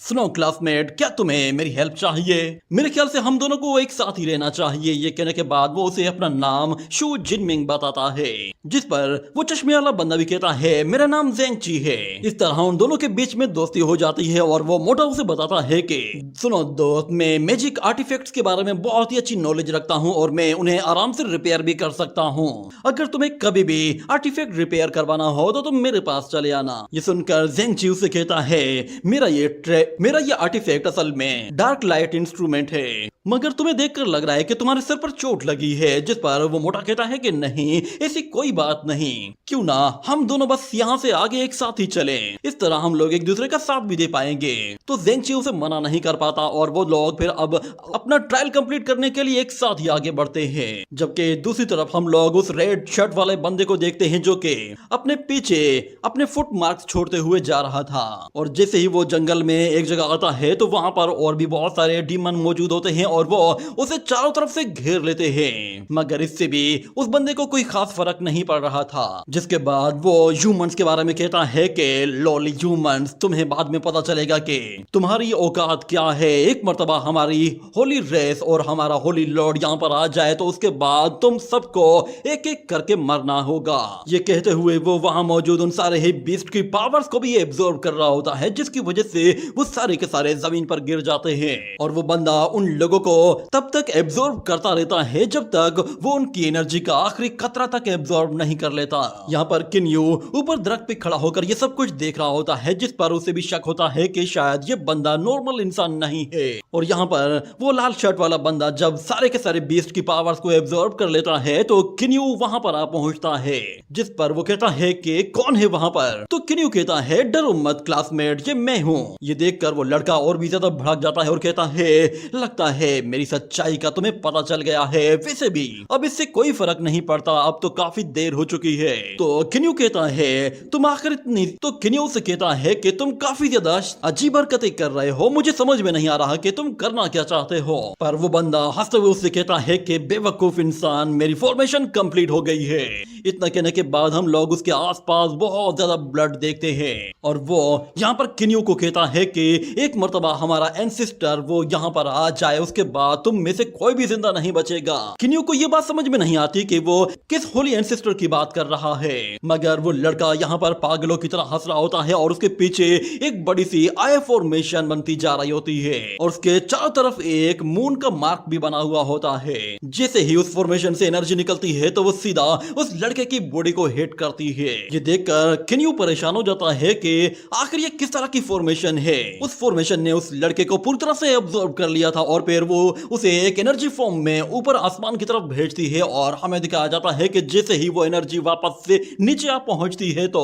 उस एनर्जी का ऑरा बहुत ही दूर दूर तक फैल रहा होता है और सब लोग उन क्लाउड्स को और उस एनर्जी को देख पा रहे होते हैं। इतने में वो मोटा लड़का अपने सामने एक बहुत बड़ी आय को देखता है, जिसकी वजह से वो काफी ज्यादा डर गया था, मगर हम देखते हैं कि वहां पर वो फॉर्मेशन दोबारा से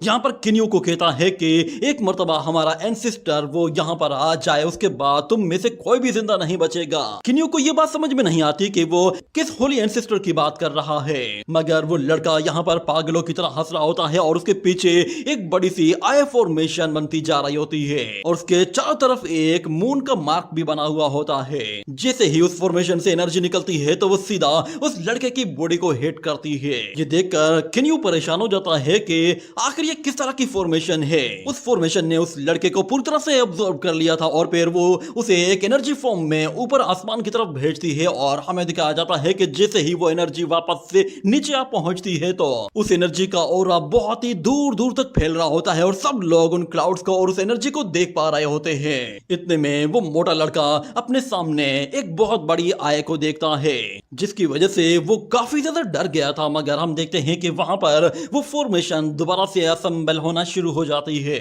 और इस मर्तबा उसका साइज काफी ज्यादा बड़ा हो जाता है और उस फॉर्मेशन ने अपने आप को काफी हद तक अपग्रेड भी कर लिया था। और यहाँ पर हम लोग एक बहुत बड़े टाइगर बीस्ट को देखते हैं जो कि उस मोटे के बिल्कुल सामने खड़ा था और उसे मारने के लिए जैसे ही वो उसके ऊपर झपटता है तो उस मोटे के ऊपर मौजूद गोल्डन बेल आ जाती है, मगर वो टाइगर अपने पंजों के जरिए उस गोल्डन बेल को भी तोड़ देता है, जिसके बाद अचानक से वहां पर एक और शील्ड अपीयर होती है जिससे वो टाइगर वहीं पे ही रुक जाता है और हमें दिखाया जाता है इस मर्तबा डोंगडा अकेडमी की एक मार्शल गर्ल वहां पर आ गई थी। उसने न सिर्फ उस बीस्ट को रोक लिया होता है बल्कि वो उस पर अटैक करने के लिए अपने आर्टिफैक्ट को यूज करती है, जिसके साथ वो बहुत सारी बटरफ्लाईज रिलीज करके उस जायंट टाइगर पर हमला कर देती है। मगर उसे दिखाई देता है कि उसके अटैक से उस बीस्ट को कोई खास फर्क नहीं पड़ रहा, उल्टा वो अपनी एनर्जी के जरिए उसकी एनर्जी को पीछे की तरफ पुश करता जा रहा है, जिससे उस लड़की की शील्ड भी टूटना शुरू हो गई है। और जैसे ही वो शील्ड टूट जाती है तो किन्यू बीच में आ जाता है और वो अपनी शील्ड क्रिएट करते हुए उस लड़की को भी बचा लेता है और उस टाइगर की एनर्जी को भी वापस पीछे पुश कर देता है। ये देखने के बाद वो टाइगर उन लोगों के ऊपर अपनी टेल के जरिए अटैक करता है, तो ये देखते ही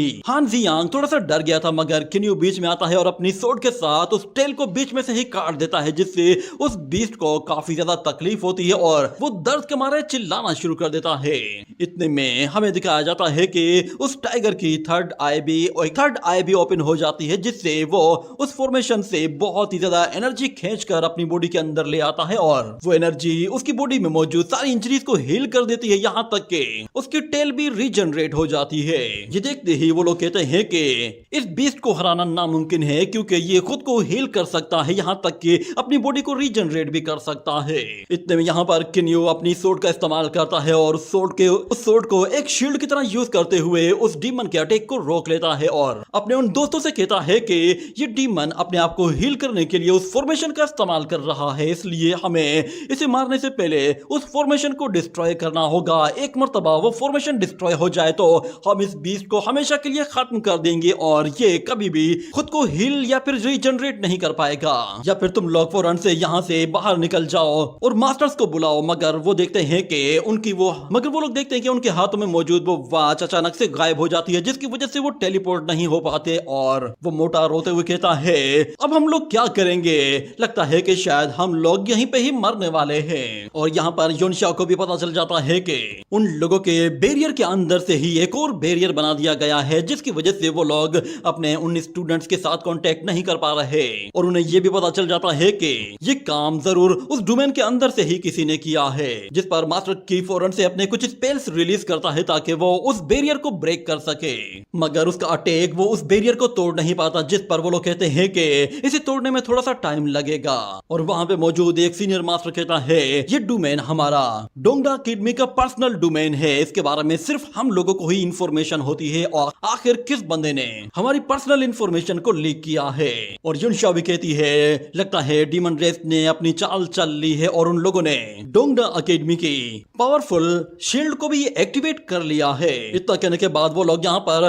9 हेवन एरे क्रिएट करते हैं जो कि बहुत ही बड़ा होता है और पूरे के पूरे डोंगडा एरिया को कवर कर लेता है, जिस पर वो मास्टर्स कहते हैं कि अगर कोई डीमन यहाँ पे आसपास आना भी चाहे तो वो इस फॉर्मेशन के अंदर नहीं आ पाएगा। जिसके बाद वो लोग युनशा से कहते हैं कि अब तुम्हारी बारी है, जल्दी से जाओ और सारे के सारे डिसाइपल्स को जितना जल्दी हो सके रेस्क्यू कर लो। ये सुनते ही किन्यू उनकी मदद को निकल पड़ती है, जबकि दूसरी तरफ हमें किन्यू को दिखाया जाता है वो किसी तरह उस डीमन बीस्ट के अटैक को होल्ड कर लेता है और हान जियांग से कहता है लगता है अब तुम्हें एक और फेवर देनी पड़ेगी क्योंकि मैं सेकंड टाइम तुम्हें बचा रहा हूँ। मगर हान जियांग कहता है मैं इस बार तुम्हें आगे बढ़ने नहीं दूंगा, जबकि वो मोटा कहता है ये बीस्ट बहुत ज्यादा ताकतवर होता जा रहा है, हम लोग शायद इसे नहीं रोक पाएंगे। जबकि यहाँ पर केन्यू अपनी सोड लेकर उसकी तरफ आगे बढ़ रहा होता है और कहता है कि हमें इसकी कोई कमजोरी ढूंढनी ही पड़ेगी। पर अचानक से वहां पर एक ट्रेजर आकर उस बीस्ट को हिट करता है, जिस पर केन्यू भी हैरान हो गया था। और अचानक से वहां पर हमें एक और लड़की को दिखाया जाता है जो कि अपनी एक बड़ी सी कैनन गन लेकर आती है और उस कैनन गन से एनर्जी अटैक करते हुए उस बीस्ट को रोकने की कोशिश कर रही थी। मगर उसकी वो पावरफुल एनर्जी भी उस बीस्ट को रोकने में नाकाम हो गई थी, जिसके बाद वो बीस्ट जैसे से उस पे झपटता है तो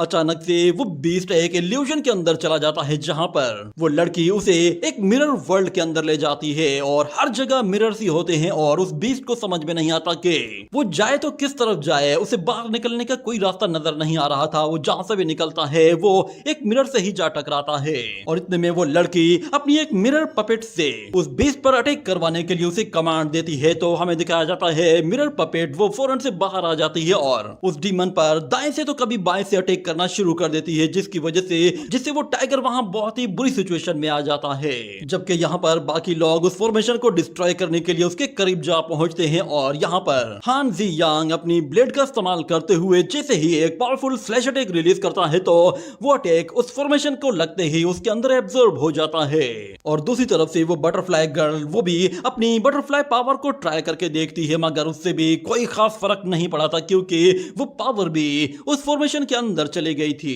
ये देखने के बाद यहाँ पर किन्यू कह रहा होता है कि इस फॉर्मेशन पर फायर एनर्जी का कोई अटैक काम नहीं आ रहा, लगता है कि शायद इसे वुड एट्रीब्यूट पावर से डिस्ट्रॉय किया जा सकता है। और उसके दिमाग में एक आइडिया आता है, वो ऑल थिंग फ्लोरिश टेक्निक को यूज करने का डिसाइड कर लेता है। ये टेक्निक असल में उसने ज़ेनवू की बॉडी से ही एब्जॉर्ब की थी। जिसके बाद वो कहता है कि बिग ब्रदर लगता है कि शायद तुम मेरे बहुत काम आने वाले हो। इतना कहने के बाद वो फौरन से एक और टावर के अंदर चला जाता है जहां पर उसे एक और फॉर्मेशन दिखाई देती है और जैसे ही वो उसका दरवाजा खोलकर अंदर आता है तो हमें बताया जाता है यहाँ पर वो वाटर एट्रीब्यूट पावर को भी अनलॉक कर लेता है, जिसकी वजह से वो अब बहुत ही आसानी से वाटर एट्रीब्यूट को जब भी चाहे जिस भी टाइम चाहे यूज कर सकता है। मगर साथ में हमें यह भी पता चलता है कि जब भी वो कोई न्यू टेक्निक अनलॉक कर लेता है तो उसके साथ साथ उसका कल्टीवेशन लेवल भी अपग्रेड हो जाता है। और जैसे ही वो अपने उस सी ऑफ कॉन्शियसनेस से बाहर निकल कर आता है तो सब लोगों से कहता है कि माफ करना मैंने थोड़ा टाइम लगा लिया पर अब मेरी बारी है।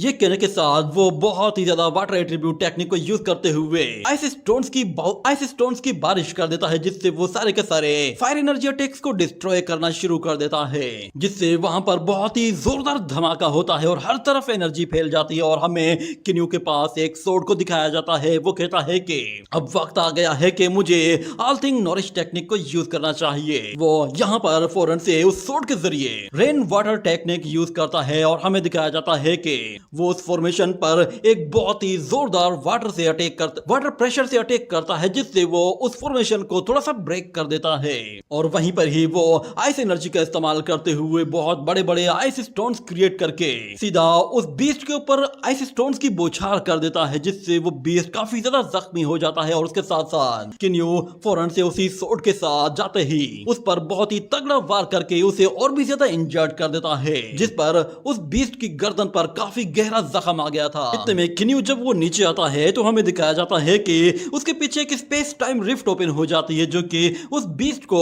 अपने अंदर खींचना शुरू कर देती है। ये देखकर वो बीस्ट अपने आप को रोकने की पूरी कोशिश करता है और दोबारा से किन्यू पर झपटता है, मगर इससे पहले कि वो किन्यू को कोई नुकसान पहुंचा पाता, किन्यू एक चुटकी बजाता है, जिससे वहां पर वो फिर से एक बहुत ही जोरदार वाटर प्रेशर रिलीज करता है, जिससे वो उस बीस्ट को बहुत ही आसानी से वापस पीछे भी धकेल देता है। और उसके साथ साथ वो स्पेस टाइम रिफ्ट भी पूरी तरह से बंद हो जाती है और सारे के सारे लोग अब अपनी रिस्ट को चेक करते हैं तो वापस से उनकी वॉचेस वो सारे लोग अपनी रिस्ट को चेक करते हैं तो उनकी वॉचेस वापस आ चुकी होती हैं, जिसकी वजह से वो सब लोग टेलीपोर्ट होकर वापस से उस डोमेन से निकल कर अकेडमी में जा पहुंचते हैं। और किन्यू यहाँ पर उस मोटे से कह रहा होता है तुम्हारे पास बहुत कम पॉइंट है, जाकर वो पॉइंट्स तुम ले लो। इस तरह सब लोग एक एक करके वापस आ पहुंचते हैं और वो मोटा बंदा आते साथ ही उसके पैरों पर गिर पड़ता है और किन्यू से कहता है कि ब्रदर तुम सच में बहुत महान हो, तुम्हारा नाम क्या है? तो किन्यू उसे अपना नाम बताता है और फिर सारे ही लोग वहां पर आ पहुंचते हैं, जबकि युनशियाओ उसे शाबाशी देते हुए कहती है कि तुमने बहुत ही अच्छा काम किया है, न सिर्फ तुमने सही टाइम पे। जिसके बाद मास्टर की उसे वो क्रिम्सन जेड स्टोन देता है और कहता है कि ये तुम्हारा रिवॉर्ड है। उस स्टोन को वहां पर देखकर किन्यू काफी ज्यादा सरप्राइज होता है और फिर उसी स्टोन को लेकर फौरन से ज़ेनवू के पास जाता है और कहता है तुम्हें यही चाहिए था ना, ये लो। तो ज़ेनवू वो स्टोन लेकर कहता है मुझे जल्द से जल्द अपनी कल्टीवेशन शुरू करके अपनी सोल को रिकवर करना होगा। इसी के साथ ये एपिसोड यहीं पे ही एंड